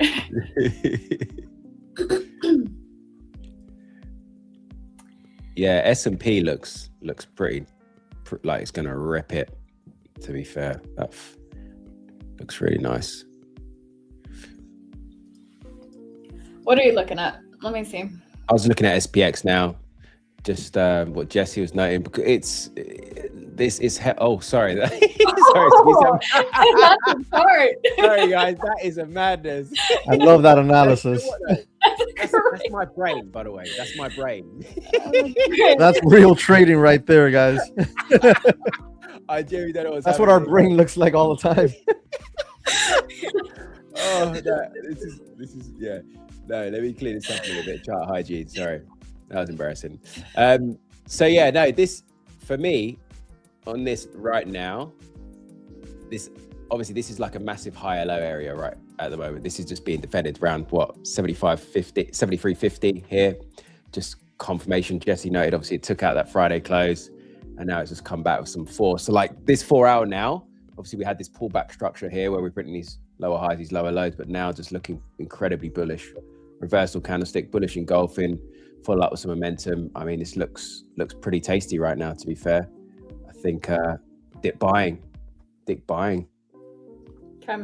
I'm out of mine. I closed with $80. You're out. Yeah. I'm gonna wait for more information because I think we're just gonna sit here and chop. But everything's just moving in these channels right now. You can see the channels. It's pretty clean at the moment. Same with NASDAQ, just in that channel. Yeah. So Jesse, you said that you trade wedges. When you look at that chart, what I see based off the wedge formation thing, I don't know a ton about it, but it looks like it's a downtrend. It's consolidating up. Wouldn't you think that it would like go down, or do you think it would go up? What time frame is that? Oh, that I just had that on the 15-minute. Oh, that was on 15-minute. I mean, I could, ignoring the wedge, I can almost see the beginning of a very sloppy reverse head and shoulders. Oh yeah. Maybe on a larger time frame it cleans up. Maybe, I'm not sure. Explain that, the reverse head and shoulders. So what's that? This something like that, right? And then the neckline there. There you go. Potentially. Yeah, possible.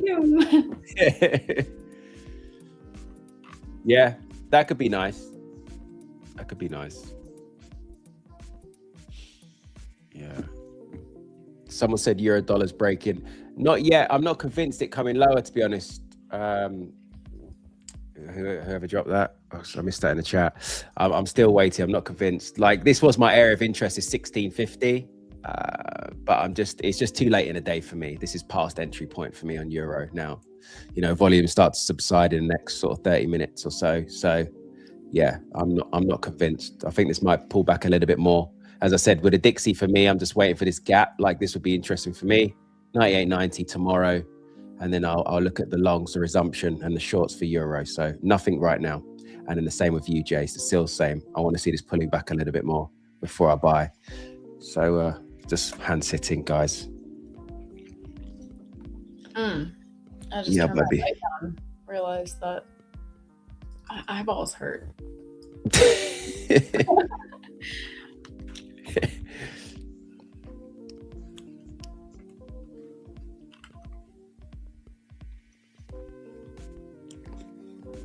All right. Yeah, I think in a short right now. I think I'm waiting for more information before I get into another trade. But fair. yeah, sorry, go ahead. Didn't mean to cut you off. Fair play.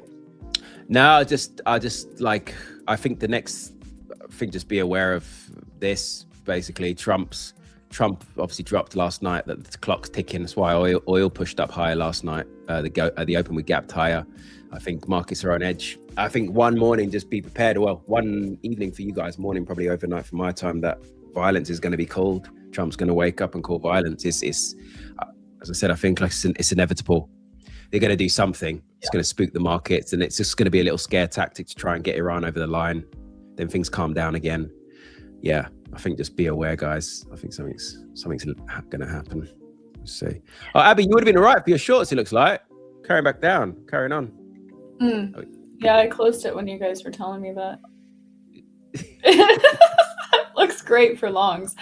Yeah, I mean, if anybody's in short right now, it looks good. I think I'm gonna wait for more information because I feel like we're just chopping in between these two levels. I want to see it break out before I get into something and retest a level.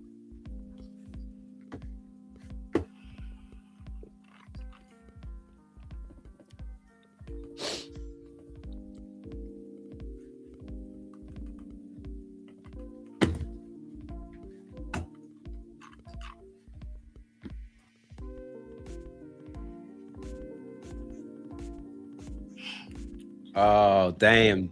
Giraffe. Don't worry, we've all been there, man. That's completely normal. Here's $400 from passing a 50K. Now it's almost blown. Oh, we've all been there. If you're swinging that, what was that, like $3,000? You're swinging $3,000. I want to size down a little bit. Yeah. Try to do it in 5 trades, not 1 trade. That was my biggest problem when I got into this. I was like, oh, like you can make so much money so quick. But yeah, you can lose so much money so quick. Yeah. So size down. There's no rush. Okay, one day pass. Oh no. Hold the short.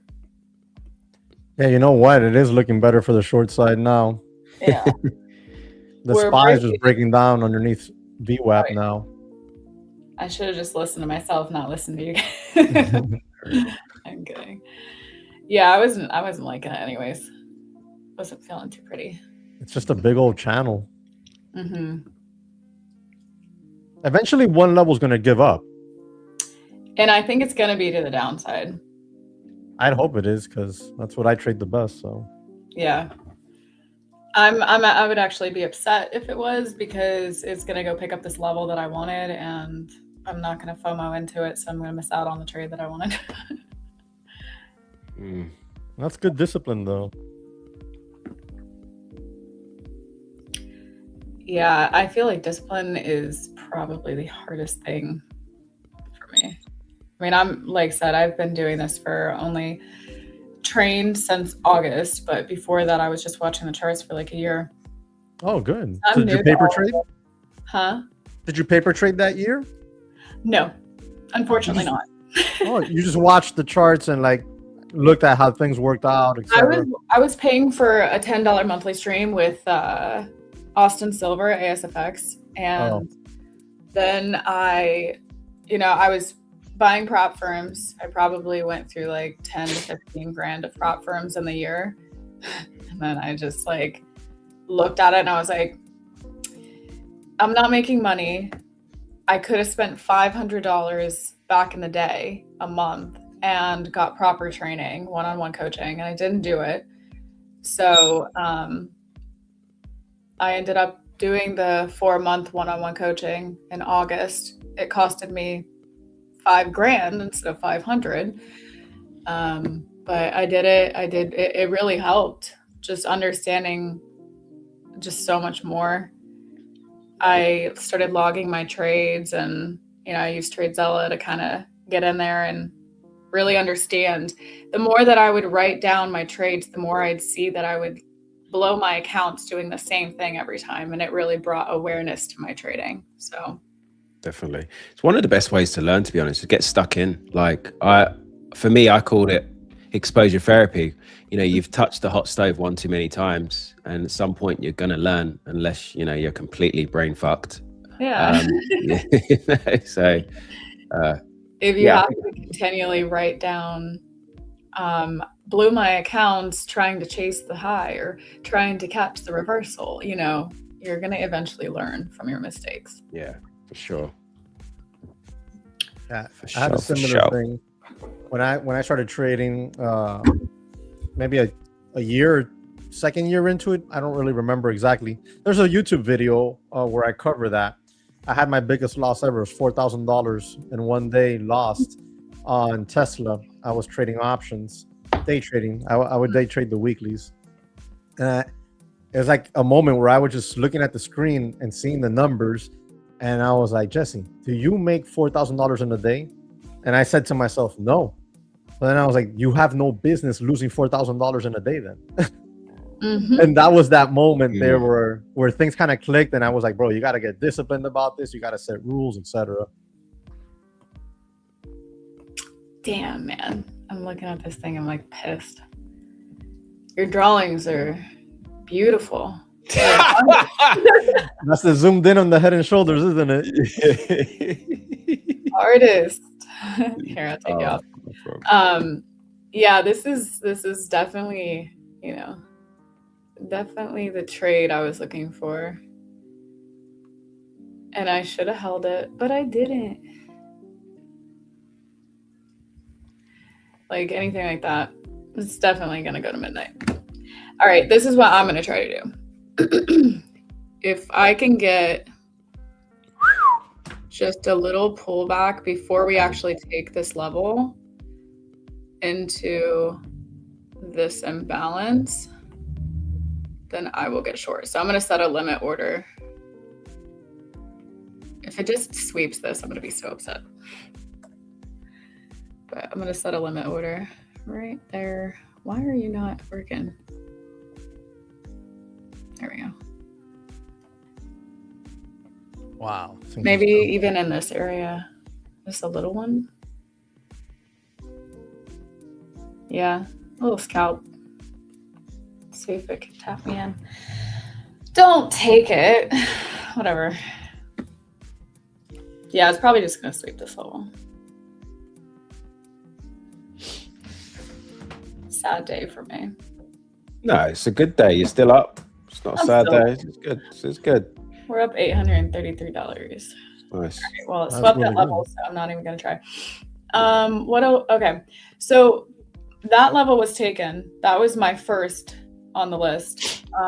After that, now I feel more confident in shorts. I look for the next levels that I think is going to be taken. So zoom out. We have, I'm actually going to put this on the hourly chart. If we wanted to continue, we have some relative equal lows here, down here, that I would be interested in seeing. I don't think it's going to make it all the way down here today, but if it did, glorious. I can find a couple more trades. This will be the next level that I look for. So I use a combination of things as confluence, but I also just feel like sometimes I see things in the chart that I make up and I'm learning. And one of the things that I've figured out with fibs is that you can kind of pull a fib from a level to a level, and it'll either bounce off that 50% mark, and then it'll give you a moment to get back into a trade, or it'll like come up and retest that previous level, or it'll slice right through. If it slices right through, it might come down to the next one, and you have a chance to get into that one. So all things that I watch for, those are not my like most confident setups. That's something that I've just kind of been watching. Like, as you see, it kind of went to about 50% of this mark. I might throw a little trade on with one contract. And oops, that's not where I wanted it, but it's fine. And then I'm looking for this next level. Another thing is like, you know, it could come up into these imbalances. So I don't want to put a stop like right here above this. I would want to give it space. So I trade these really small size.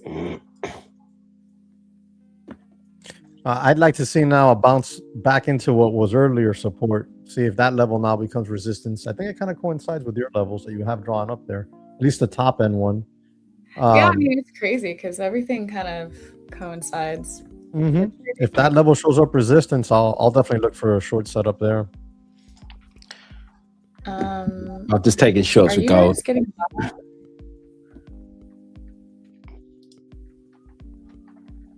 What's happened? All for you guys or no?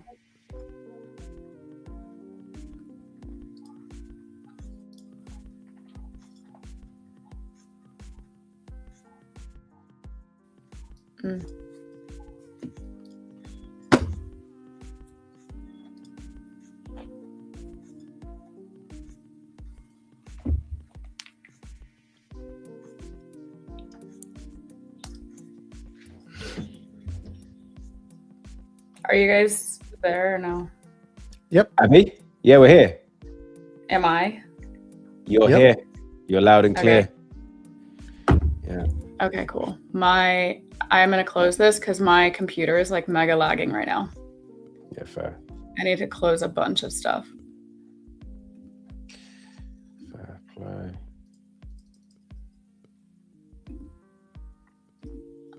I don't know if it's my Wi-Fi or my computer, but it is actually glitching.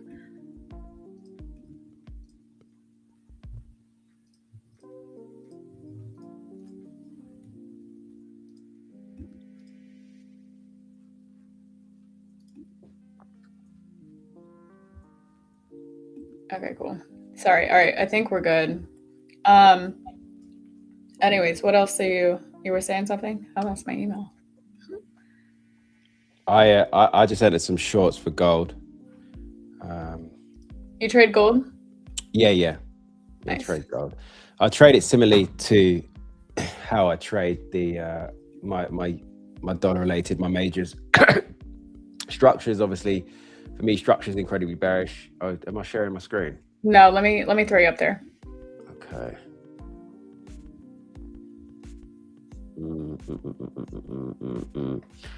Okay.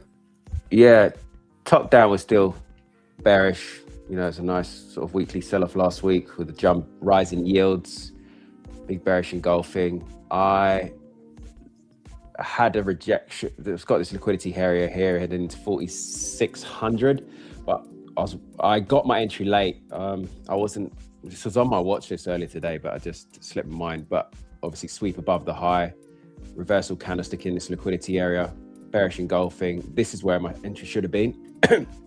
But I'm in a little bit late because everything's still lined up and I'm just looking for us to come back down to the Asian range low. So I got this running right now. Let's see how we do, baby. But I think, like, for me, long term with gold anyway, I think this is going to come down and take out this liquidity of this candle here, come down into 4K, so take out this low. I think we're going to be heading into 4K before we even consider some potential buying But yeah, I think the big sell-off is coming for gold. For anyone who doesn't know, yields, obviously this is yields, 10-year yield. This is ripping it at the moment, and I think we're just going to continue to rip it. Like, inflation's still high, oil's still freaking high, still 50% above pre-war levels. So I'm expecting gold to just be hammered long term. So yeah, that's what we've got going on right now. Yeah, when I got into trading and I learned how to trade with like the VWAPs and stuff, and then some of the other strategies, I realized that you can move them into different things like options. I now trade options or my cash accounts, stocks, regular stocks, because I can trade those same type of setups and structures with everything. But when it comes to trading gold, crude, oil, any of that stuff, like I just get really, like, I steer away from it because I'm worried about the volatility. And I feel like every asset has its own way of moving. So correct. If I don't know something super well or haven't been watching a chart for a long time, I don't like to FOMO into it. So I don't know anything about gold. I stayed out of it. I don't know anything about oil. I stayed out of it. Like, the charts are different, and I don't even like want to involve myself at this point, at least. Maybe later on I have enough experience to be able to like jump through assets, but right now I feel like I don't. So I'm just trying to like save myself. Yeah, no, fair. That's the smart way of doing it. Get to know your baby, get to know your baby in and out before you're confident enough. Like, yeah, you not a lot of people, well, a lot of people don't realize that, every asset moves differently. It has different price behaviors. Like, it's just the way it goes, so it's a good move. Yeah, volume too. Like, I tried to trade silver when it was going nuts. And oh wait, man. Yeah. I was like, no thank. I've been trading this November. I marked 10 years of trading. Nice. And just leave me with ES, NQ, and equities. Right. And you keep the metals. I don't want them. I mean, I'll buy them in physical. I'll buy them in physical metal, but that's it. I have so there's a competition going on with E8 right now where you can actually win cash prizes, and I trade also. I do crypto. I've been in crypto since like 2014 or 15 or something. I was 20 years old, and I just bought it because I nannied for a guy, and he was like, "You need to buy this," and I was like, "I don't have money." And then he's just like, "You got to do it," and I was like, "Just pay me in Bitcoin." So he set up an account. He got me Bitcoin. That was my initial like introduction to everything when it comes to the markets, was crypto. I just logged in one day in 2017 and had a ton of money. And I was like, oh, that's how that works. Like, okay, I got it. So I understand Bitcoin, and I've been watching it for like 10 years. So I was playing with this account, and I don't know anything about silver. And I taught myself the same thing, that I'm like, you don't do that. I got into a silver short, or I don't know if it was a short or long, but I got into a silver trade, and I like in seconds was down like $3,000 in this trading account. And I was like, okay, well, that's not ideal. I don't know anything about it. Apparently there's just like a bunch of fees and, the whole nine. So I learned the lesson that Yeah, that's similar to what happened to me when I first started trading. When was it? 2016. There was this shipping company, DRYS. I bought it. It made $1,000 on like just 15 shares. And then there was a bunch of sympathy plays that came along with it. Other shipping companies started to short squeeze, and I started buying them all. So I was like, oh, this is easy. I lost pretty much all the money like this. Yeah. It's definitely a mistake. If you don't know an asset, don't trade the asset.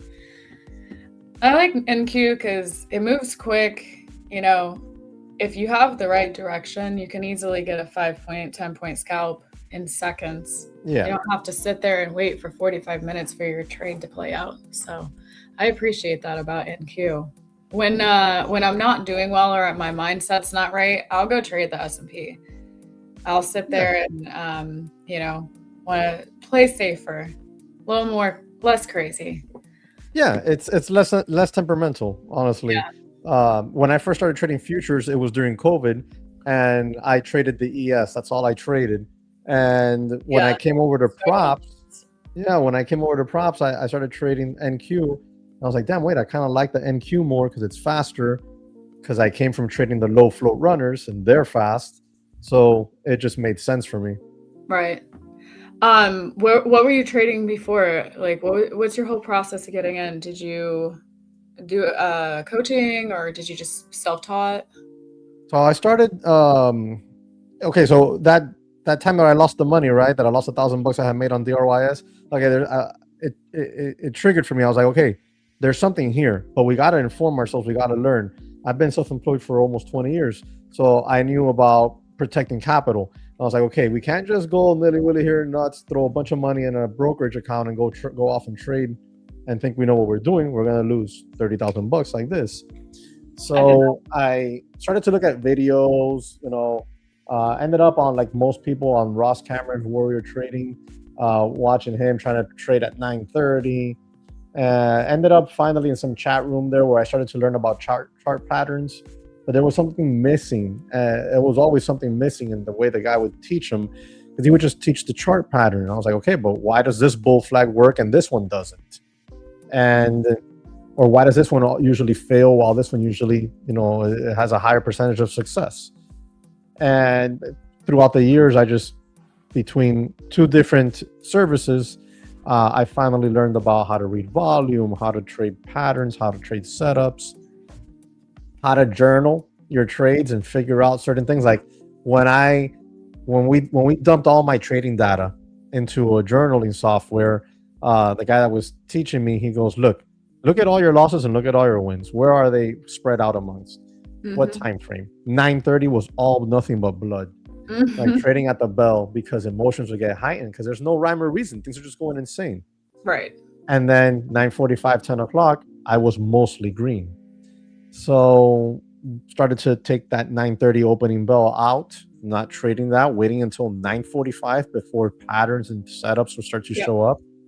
And I would trade that, and little by little, it started to click. And then it was all really about risk management and managing your emotions. That was the hardest part. And it still is a battle. I don't think we ever really fully master our emotions. I just think we get better as time progresses at controlling them and then picking up on cues when we're about to do something dumb and then separating ourselves from the desk. Yeah, 100%. How long did it take you to get consistently profitable? I want to say that around year 4, I started to find profitability. And hold on, so let me mute this. Around year 4, I wanted to say I started to find some profitability. Not large numbers, but enough to hey, we're gonna take a little vacation, stuff like that. Have a little extra spending money. The process was sound, but I wasn't able to scale because of the being risk adverse. So my dollar amount risk per trade wasn't enough for me to be able to surplus my entire income or anything like that. So as time progressed, around year 6, things started to click a little bit better. I started to go from, hey, I can only risk $50 a trade, $100 a trade, to now I can risk $300 a trade comfortably. And, now you're risking 300, you're making 600, 900. Math showed that you can make money this way. At this point, you can actually make a decent living. And that's it. It just went from there. And then I found props, and that just changed everything, because it allowed me to trade larger risk without the emotions being there. And just this year alone, what was it, February, March, I made enough money. February, March, I made enough money in payouts to just pay off the remaining balance on my house. Oh, nice. That's awesome. From props. Yeah, so, that's kind of the dream, right? Yeah, that was I said to myself, I'm at least gonna do one good thing with this, and that's liquidate that debt. And now if all of a sudden next year I suck at trading again, at least I did one good day. I didn't piss it all away all the years. That is almost like a thing that I feel like there must be some psychology behind it, that it's not like you're just gonna wake up one day and like all of a sudden you're gonna suck at trading. I took Yeah. some time off because I went on vacation and then I had work to do after the vacation. And I took 3 weeks off, 2 weeks off, and I came back to it thinking like, oh no, like what if I can't trade? I don't know. But yeah, basically like I feel like for me, I wouldn't say I'm consistent. I've had consistent profit, but I'm not consistent yet. It's not something that I could just replace my job with and be full-time trading, but I am a full-time trader. So rewind.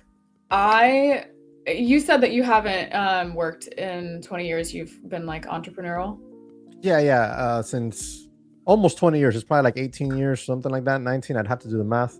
Yeah. But I'm yeah, kind of since the same boat. my mid-20s. So for me, I understood, I actually read something that showed people who are entrepreneurial usually aren't successful traders. And I was like, no, we're not going to let that. That's not going to happen.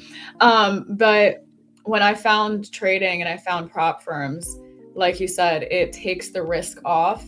You can trade somebody else's capital and not feel that same type of emotion if you lose your own money. So I feel like that's a game changer. And that was my introduction to trading. Then I started trading my own cash.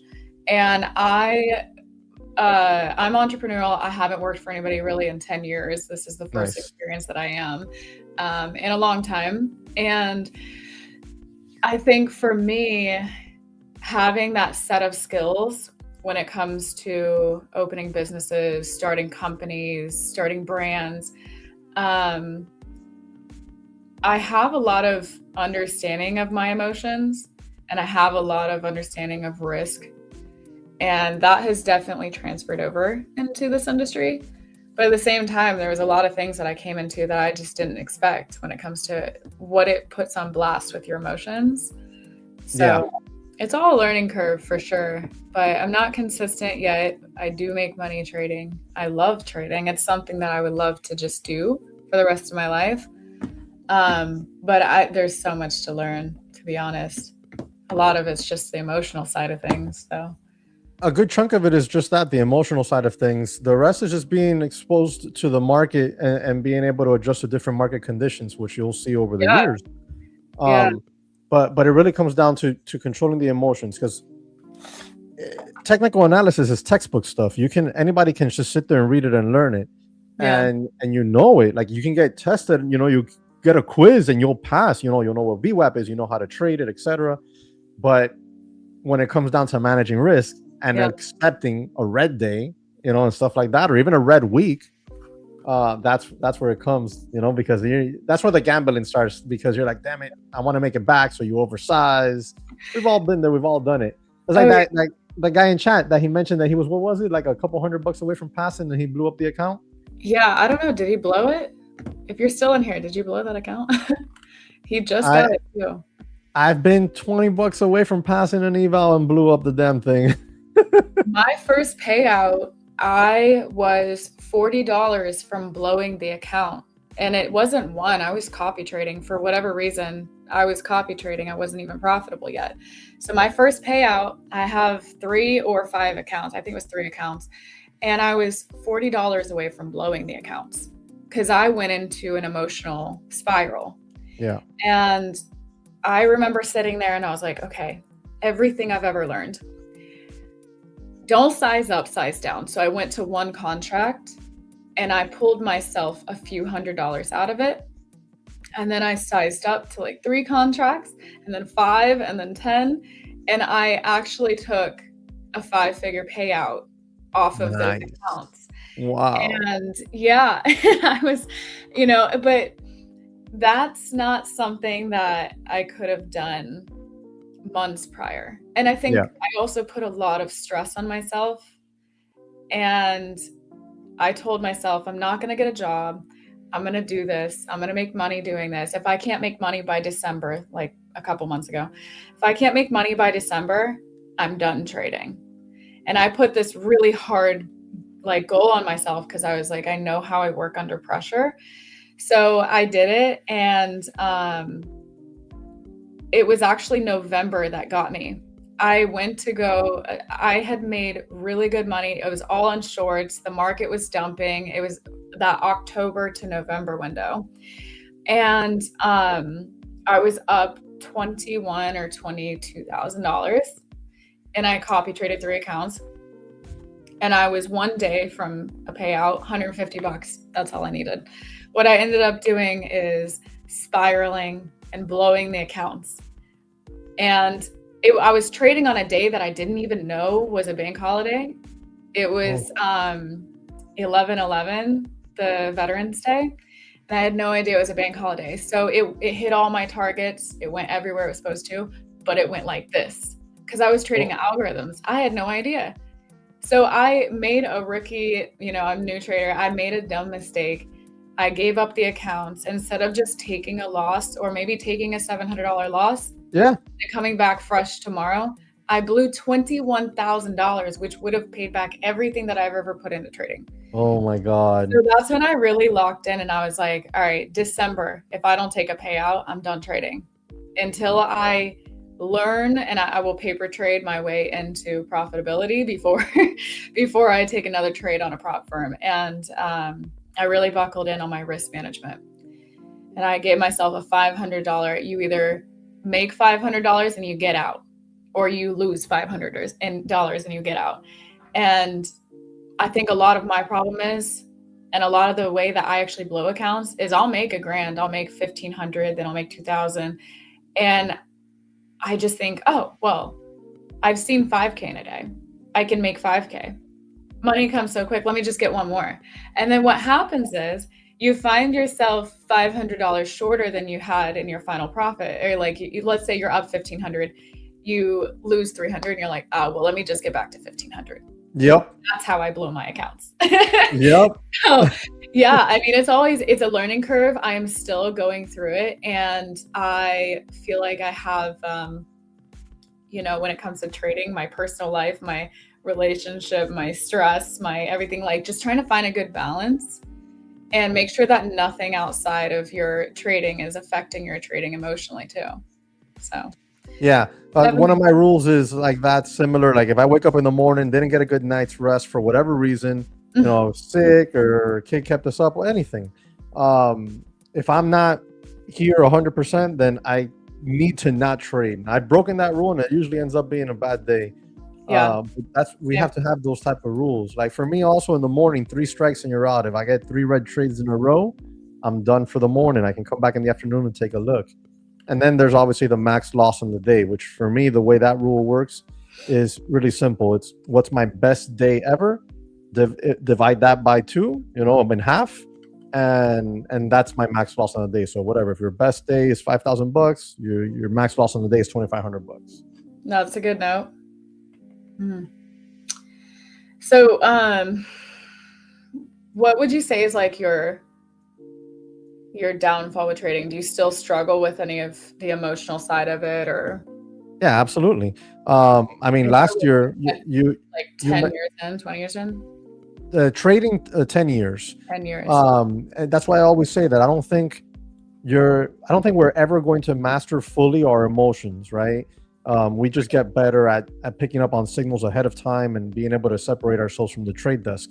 The guy that I learned the most from, he 20-year veteran in this, and I'll never forget the same day I lost $4,000 on Tesla, he had his biggest red P&L day on Tesla as well that same day. I was on options, he was on the equity itself, on the shares, and we were trading it the same way because that's who I learned from, and he also went on tilt. So we're not exempt from going on tilt. That's going to be a part of this forever. The difference is before you'd go on tilt, you'd probably blow a ton of money. Now we go on tilt, we catch it, we're like, oh, let me stop before this gets very ugly. Yeah. And that's the way I see it. Like for me, my kryptonite is probably still revenge trading. Mm-hmm. That one is still one that I fight, especially in the prop world, where it's easy, right? Because it's like, at least for me, I'm like, okay, I don't care. The account had $5,000. I didn't lose $5,000. I lost 110, whatever the account cost me. that's the tricky part. You're not losing, you're not losing the simulated money. You're only No. losing what you put into it. Yeah, And I feel like, I lost what I put into it, plus the time that it took it to get there. Which, generally speaking, that's what hurts me the most, is the time that it took me to get there. But yeah, I mean, that's my kryptonite still. It's the revenge trading. It's the, oh, I was up $1,500, now I'm only up 1,000. Let me make that 500 back again, yep. and then everything goes to crap. Where really you should be like, damn, I made $1,000. You know how many people work an entire 40-hour week and don't even make $1,000? That's the thing about trading. You can make money so quick. You remember the winning trades, and you kind of just let go of the losing trades. It happened, you're upset for the day, but you don't remember like the losing trades as much as you remember that win. Exactly. So you go try to hit that win again, and then there's just so much that goes into it. It really is a lot. But this market, are you watching anything right now, or? Yeah, I'm in a short here, not on this screen. Unfortunately, it's on this other screen against that. You can go to the other screen and you can share it. It's a different computer. Oh. It's True. my MacBook Pro. I'm short over there because it's a tournament I'm in, and I was up a little bit over $4,000 on the day on it. I'm trying to put some points on the board because I leave on Wednesday on a trip, and I'm not going to be able to trade all week on it. Just today, tomorrow, maybe Wednesday morning. So I'm being aggressive to the point where I'm either going to be a hero or a zero on it. Yep. So we'll see what happens. But yeah, I like that short against there because you also have the SPY just got up here, tested VWAP, and is this rejected Trading View? TC 2000. Oh, okay. This is TC 2000. I love it for charting equities. It gives you a ton of different tools that you can use for like teaching. And I used to run a Discord a few years back, and I used to use it for like our lesson time. And it just gives you so many tools. I love it. The scanners work fine, but really the charting software is amazing. I love it. Whoop, did I take over the show? Or did I freeze out? Can you hear me? There you go. Okay. Oh, look, we're little icons on the bottom. Cute. Okay, sorry. Go ahead. What were you saying? No. That TC 2000, I used it a lot back when I used to run a Discord where we would do live trading and lessons and stuff like that. And Yeah. I just liked it a lot because you have a lot of tools. Also, I don't use it a whole lot, but you do have Fibonacci levels here on this chart, on this charting software. And I like Fibonacci levels as well. How do you use the fib? Okay, so it just depends what we're looking for. Like, for example, what do we do? Let's go back here to this day. It's a lot easier. Real quick. So on this day, we gap down a ton, right? So we'll run it from the prior day's close to that low right there. And now I'm going to see if we're going to bounce back into some zone where we might have resistance. We got the 38.2 fib. Yep, 38.2 fib right here. But that in itself is not enough for me to enter a trade. Generally speaking, I would be looking for something else to be there, like a resistance zone on the daily chart, or if VWAP was there. I don't just go off of one technical. I like to have at least a couple of technicals together, right? Yeah. So, for example, if I'm trading a bull flag, I would prefer that bull flag has VWAP involved in there somewhere, because now I'm going to have more players on the field. You're going to have more people there. Why? Because you're going to have the people that trade bull flags. You're going to have the people that trade the VWAP, and you're going to have people like me who trade both. So the more players on that field, the more chances you have of that analysis holding. Because TA is a self-fulfilling prophecy. So you want more players on that field to fulfill that prophecy. Yeah, that's where I'm at. I just feel like the more you know, the more confluence you have. So I like to trade VWAPs at the same time. I like to pair like a time-based liquidity to either a session liquidity or a structural liquidity, and just shoot for the levels. Yeah. What competition are you doing right now? It's another firm. Do you want me to mention it, or? I think it's fine. Okay, so I'm in the Tradeify the Grand Cup. and I'm just trying to place in the top 1,000 before I leave on this trip. So Where are you headed? we're going to Orlando, Universal Studios, for Oh, my cute. nephew's birthday. That's fun. Yeah, always yeah, wanted to go it'll be a fun trip. A 4-hour drive. That part's not so much fun, but Yeah. it'll be fun when we get there. Definitely not the fun part. Yeah, I'm also in a competition. I'm in the E8 competition, so that one's free to join. You don't have to do any costs or anything. And I'm in a short on Bitcoin. I've just been nice. trying to pull myself out of that silver issue that I did. You I traded almost silver like earlier? I was probably like $600 from blowing the account just because I got into a trade on silver. And I didn't understand that there's all these fees and I don't know, like it doesn't put you in where you take the trade. It's got like different levels. You marketed into it? I don't know I just market. I don't know if I bought or sold, but I just pressed market and then I was immediately down $1,000. Yeah, because Like, the spread is huge on it. Yeah. And the volume was super light. That's what it's called, the spread. I was looking for the word and couldn't think of what it's called, but I don't understand that. I'm like, this is not my cup of tea. So we went back to Bitcoin, and now we've pulled ourselves $4,000 out of the dumps, and we're up 500. So it's just the spread is just the bid and the ask. Like you have the bid at 1,000, and you have the ask Which at is kind of like 1,010. options, I guess. Huh? Options and stocks, they all have like a bid and an ask. Yeah, everything has a bid and an ask. Like even now, NQ, you're at 29.65 on the bid, 29.66 on the ask.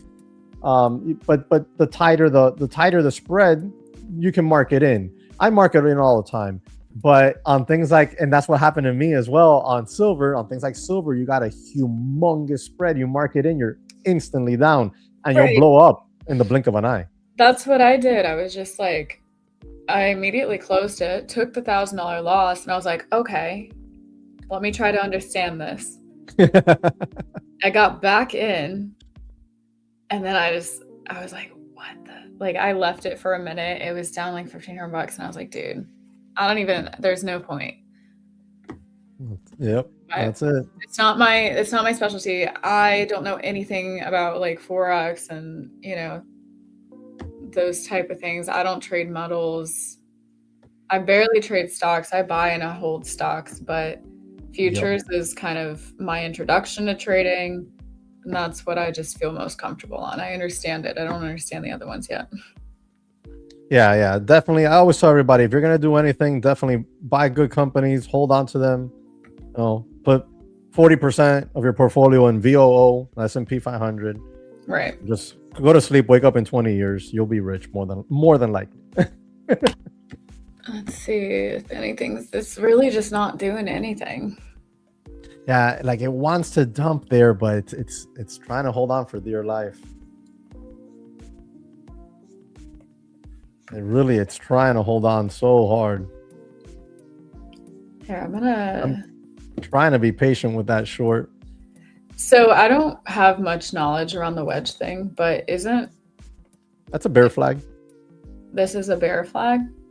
So okay, so I see it's kind of doing this. Isn't it supposed to kind of come up and then it breaks a low, comes back, and then it's gonna like come down? Yeah, pretty much it. A bear flag is just your bull flag in reverse. There's nothing else to it. You got your flag pull, which you drew there initially, and then you have your consolidation going on. If you break that low there, you should accelerate to the downside, at least that pivot where your purple line is at. Here. That could be like an area to add. Like one could get short inside of the flag. If you invalidate to the upside, you stop out. Right. And you could get a starter position inside the flag. You break that purple line, give or take. You could add to full size and then see if you extend lower, and you could always just trail your stop. So I am trading exactly that that bear flag. I'm only allowed one mini in this competition here, so I might just take it off here pretty soon. I'm just trying to pass by the skin of my teeth. Let's see. I would like to see that too. I'd like to see that 29,000 break down. If that could break down, that should accelerate to the downside. I might just throw one on for funsies. A little late to the party, but Yeah, I think I'd love to see just overall today. I'd love to see a bigger sell-off. That'll help Yeah, that'd be nice. my Bitcoin short and everything else. So I covered here because that's why I like having multiples. I should have been in like 10 micros so I could scale out, but I covered it here, another $1,000. So up $4,900 in there, but watch it just take me out. Watch me just give money back. It's fine. Teehee. yeah, that was a little risky down there. I know. Yeah. But that was a bear flag. I mean, it hasn't broken down, so it's still a valid setup, but I'm wondering it if could go either way. I should just it's fine. I was gonna say I should just give it room up here and then let it do its thing because it's definitely gonna take the lows. Yeah, that would be your proper stop loss over those highs for sure, because that's where the pattern is going to get invalidated.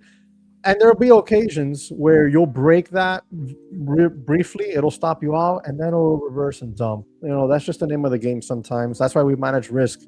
That's how we stay alive in this game. Right. Yeah, I only put 1 micro on. Do you trade good. minis or micros? I was in 1 mini here. I usually trade minis. Depending on the account, I'll have anywhere from 2 to 3 minis. If I can only have one mini, I typically will scale down to the micros. So I'll take on 10 micros, 5 to 10. I'll scale in or out of the trade. That way I can scale out of the trade. By scaling out, I'm able to, let a runner run, and that's where you get paid. Right. Are you trading 50Ks, 100Ks, 150Ks? This is a 50K account. I started it this morning. It wasn't easy. I blew the first one. I started it last night. I blew it. It's in the competition, so I reset it.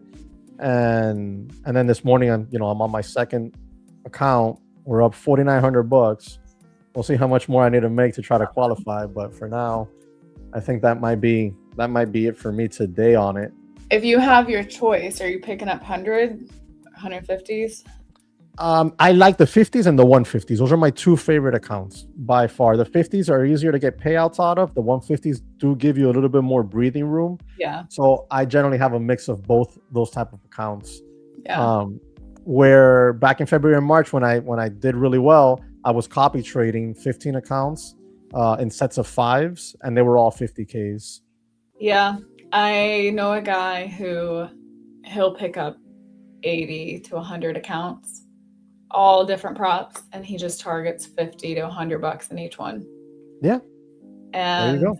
He's pulling in like 100K in a day, 150K. Just depends how many accounts he has. I'm like, wow. If only I had that kind of patience and maybe in the future, but not today. Because I see $50 and I'm like, what am I going to do with $50? I can like barely buy a coffee with $50. Can't even put gas anymore. Right. No, you can't. It's like that. Like when I first started trading the props, I thought, oh, copy trading. I already know how to trade equities. I'm good at this. But I wasn't sure. I wasn't used to prop rules. So I struggled. And, I went from trading 1 account to trading 2 to trading 3. And then I only traded 2 or 3 accounts at a time for like a solid year, almost 2 years, before I finally got comfortable doing 5. I tried to do 20 accounts once. I was not comfortable at all. I mean, it's definitely scary because it's not like if you lose $100, you're not losing $100. You're losing like $2,000, right? For me, I look at it in that, not in that fashion, but in the time. It takes time and money. People sometimes think that affiliates get free accounts all the time. No, I buy pretty much 75 to 90% of my accounts. It takes time and money to build those accounts and get them up there to where you have, 10, 20, 30, 40, 50 accounts, whatever it is. Yeah. And I don't want to blow them in 2 or 3 days. Yeah. I'd rather, put $10,000 in my pocket versus blowing them all up. Yeah. Yeah. I've had a lot of realizations now after, trading for a year and a half. When I first started, I only knew you could trade 1, and then somebody told me you could copy trade. And that was the worst. I was like not profitable. And I was like, well, if I could just copy trade 5 accounts and make one payout, I get this much money. And that's not really how it works. You're not making money. You're spending 5 times as much money. You're not profitable. There's no point in copy trading if you're not profitable. So once I was making money and I was copy trading, I look back at it now and I'm like, okay, like a little iffy. We're not trying to copy trade unless we're profitable, because you're spending a lot of money doing that. Like at the end of the day, yeah, you're blowing like an account, but that account costed $110. So I'm spending $550 every set of accounts I blew. There was a point before I took my payouts that I was like, because I had money from a restaurant that I sold back in 2023. So I wasn't working. I full-time put myself into trading, and I didn't really care because I was like, well, I'm not losing like 50 grand. I'm like spending $500. It's fine. You got to spend money to make money. And so I was blowing through props, but then sometimes I look back and I'm like, wow, wait, I blew 2 sets of accounts and then I passed my third. That's $1,500, you know? And in that perspective, it's really not the best to copy trade, but copy trading, there's power behind it when you're profitable. Exactly.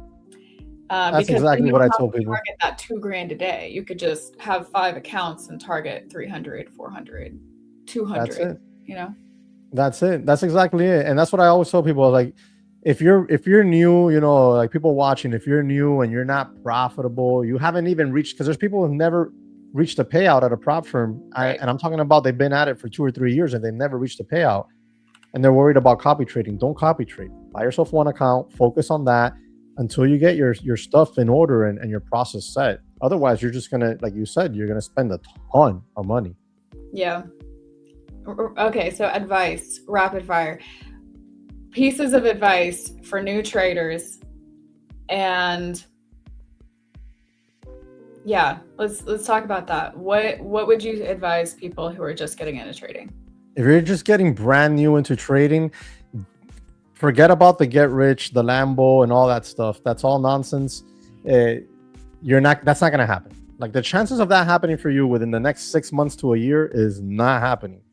Like, you'd have to be a prodigy. You really would. Focus on paper trading, maybe trading the props. If you want a little skin in the game, you want to feel a little bit of emotions and see the props. Educate yourself. Learn about risk management. Be okay with making $50 a day. Hey, $50 a day. You're talking about, you know, a couple $100 by the end of the week. You know, like, that's extra money. Yeah. And the reality is, year one, don't be worried about making money, because you're probably not going to make money.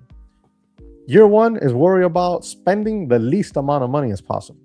Year two, roughly the same.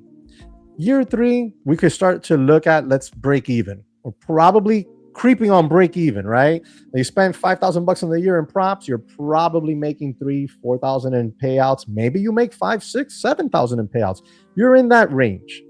Year four, at that point, you should probably be looking at making some money, not replacing your income. Whether you make $40,000 a year or you make $140,000 a year, you're not looking to replace your income on year four.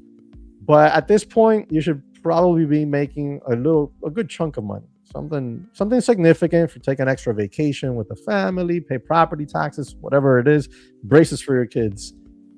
Yeah. From then on is when maybe you start making some significant money. But take it slow, because this is not, YouTube makes it look easy. It's not easy. Right.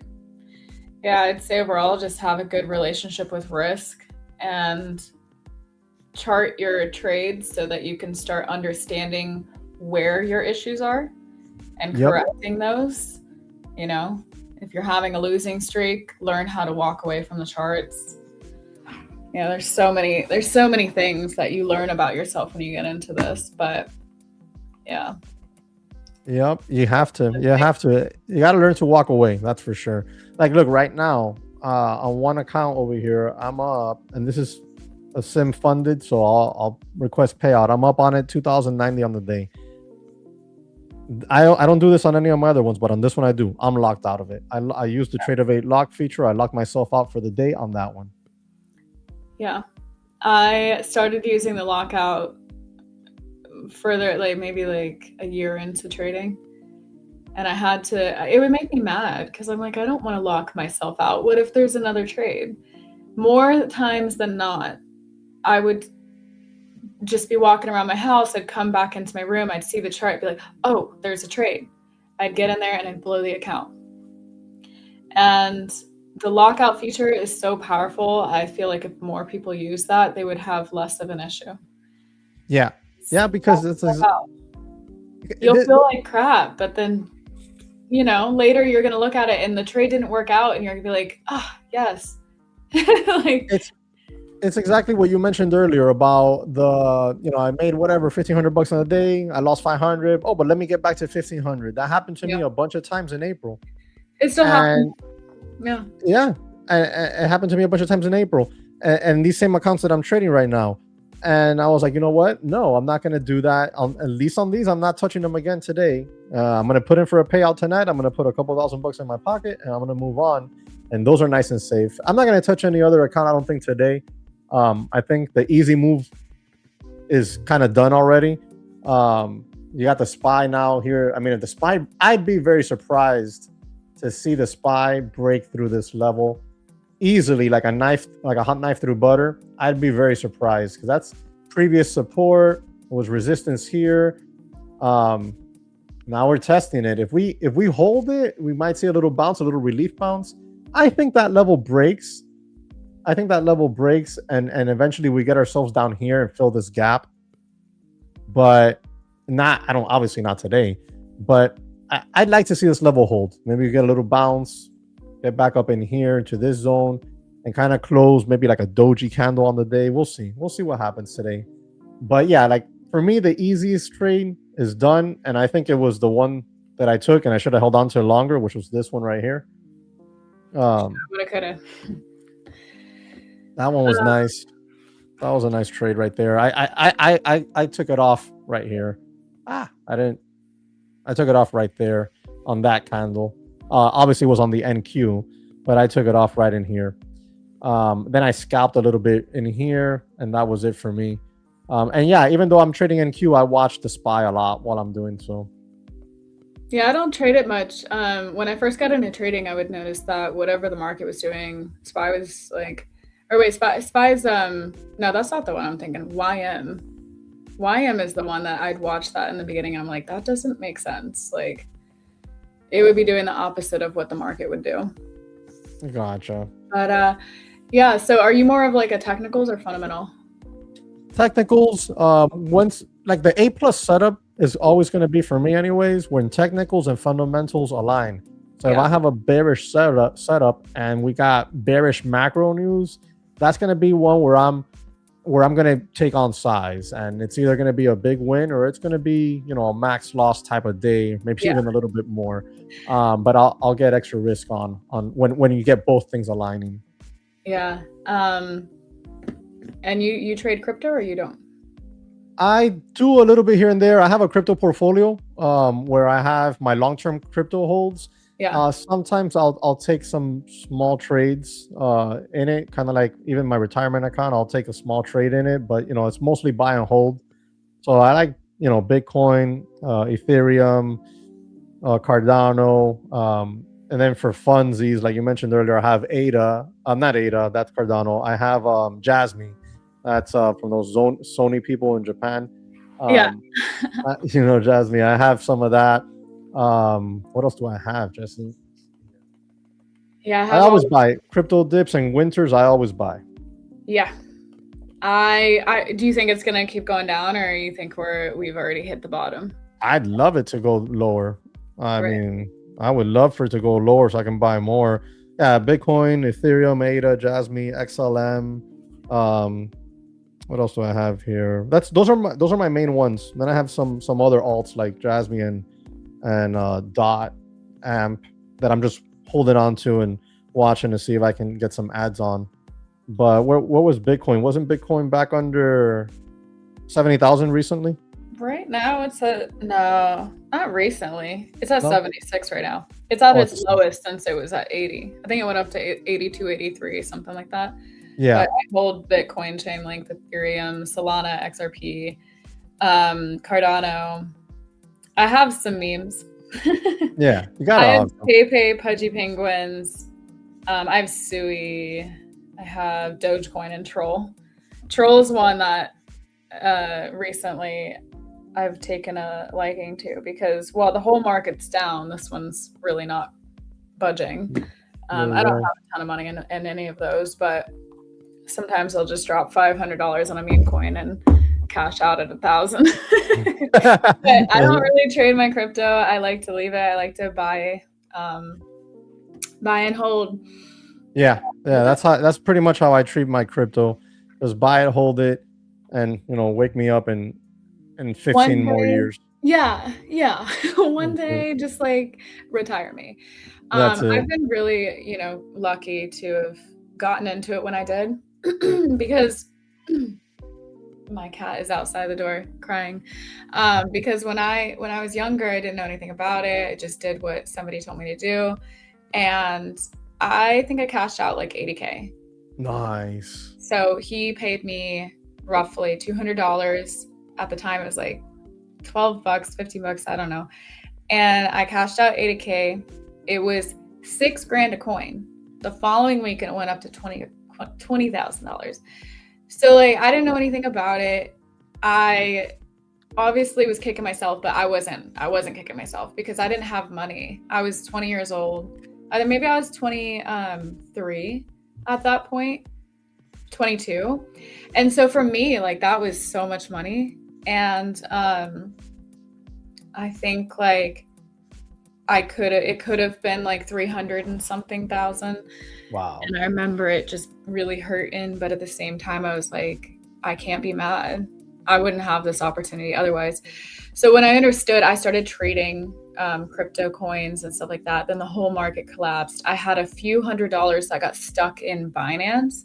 And I was like, whatever, like either this money will turn into something or it will turn into nothing. Yeah. And fast forward, the next pump was in 2020.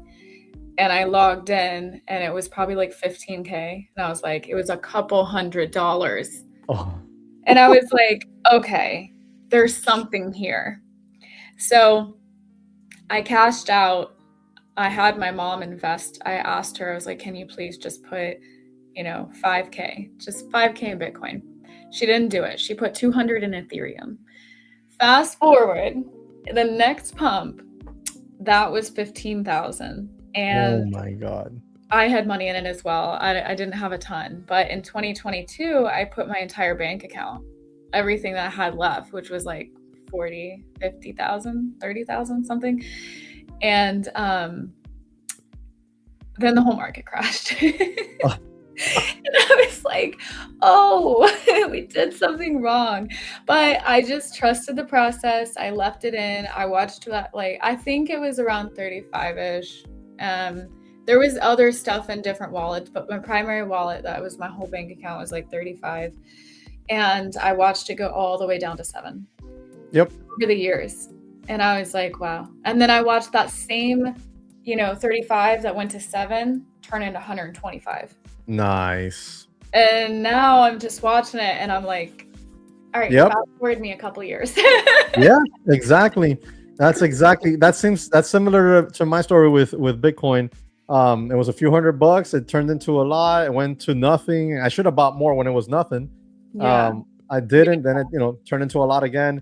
But I kind of tend to keep my crypto portfolio to like less than about 5% of my net worth or something like that.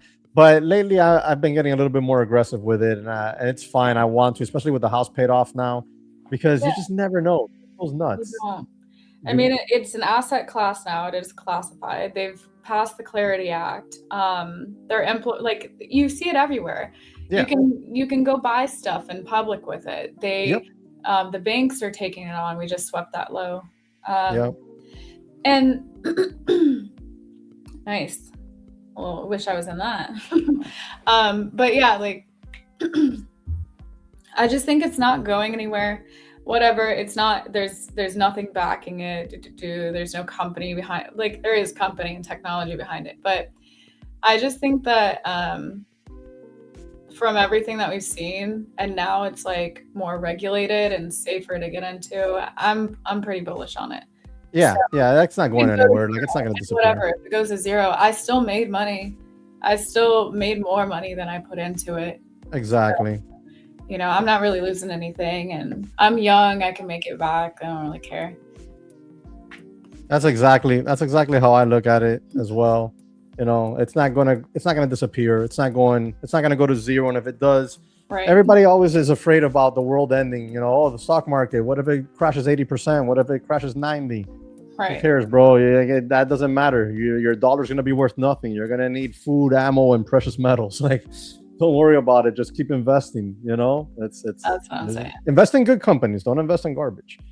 I gotta run. But it's been a pleasure. Yeah, being here with you guys today. Anyways, but thanks so much for coming on, guys. If you're watching, you want his social media, it's down in the bio. Yeah, covers it. Appreciate you. No, same here. Take care, and maybe I'll catch you guys on another one of these days. Yeah. All right. Take Bye-bye. care. Bye. All right, chat. Well, that was fun. Made a couple bucks today. I'm up $744. My little E8 account. I'm not really seeing too much more going on today. Let me see if I can share my screen. Howdy. All right.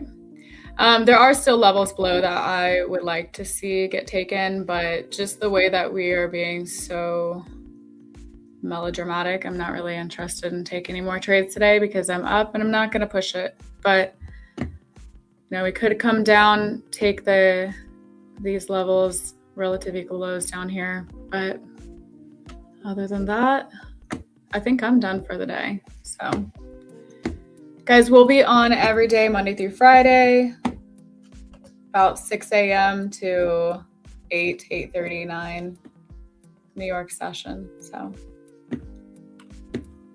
am I full screen? I don't know. Let me see. Anybody have any questions in the chat before I go?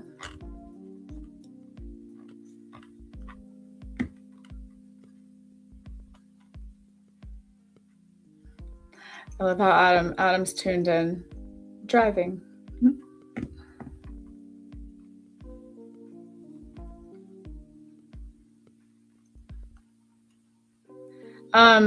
To answer your question, Bella, I guess we're gonna end up doing giveaways. I think we'll work that out in the next day or two. So yeah, definitely tune in for the giveaways.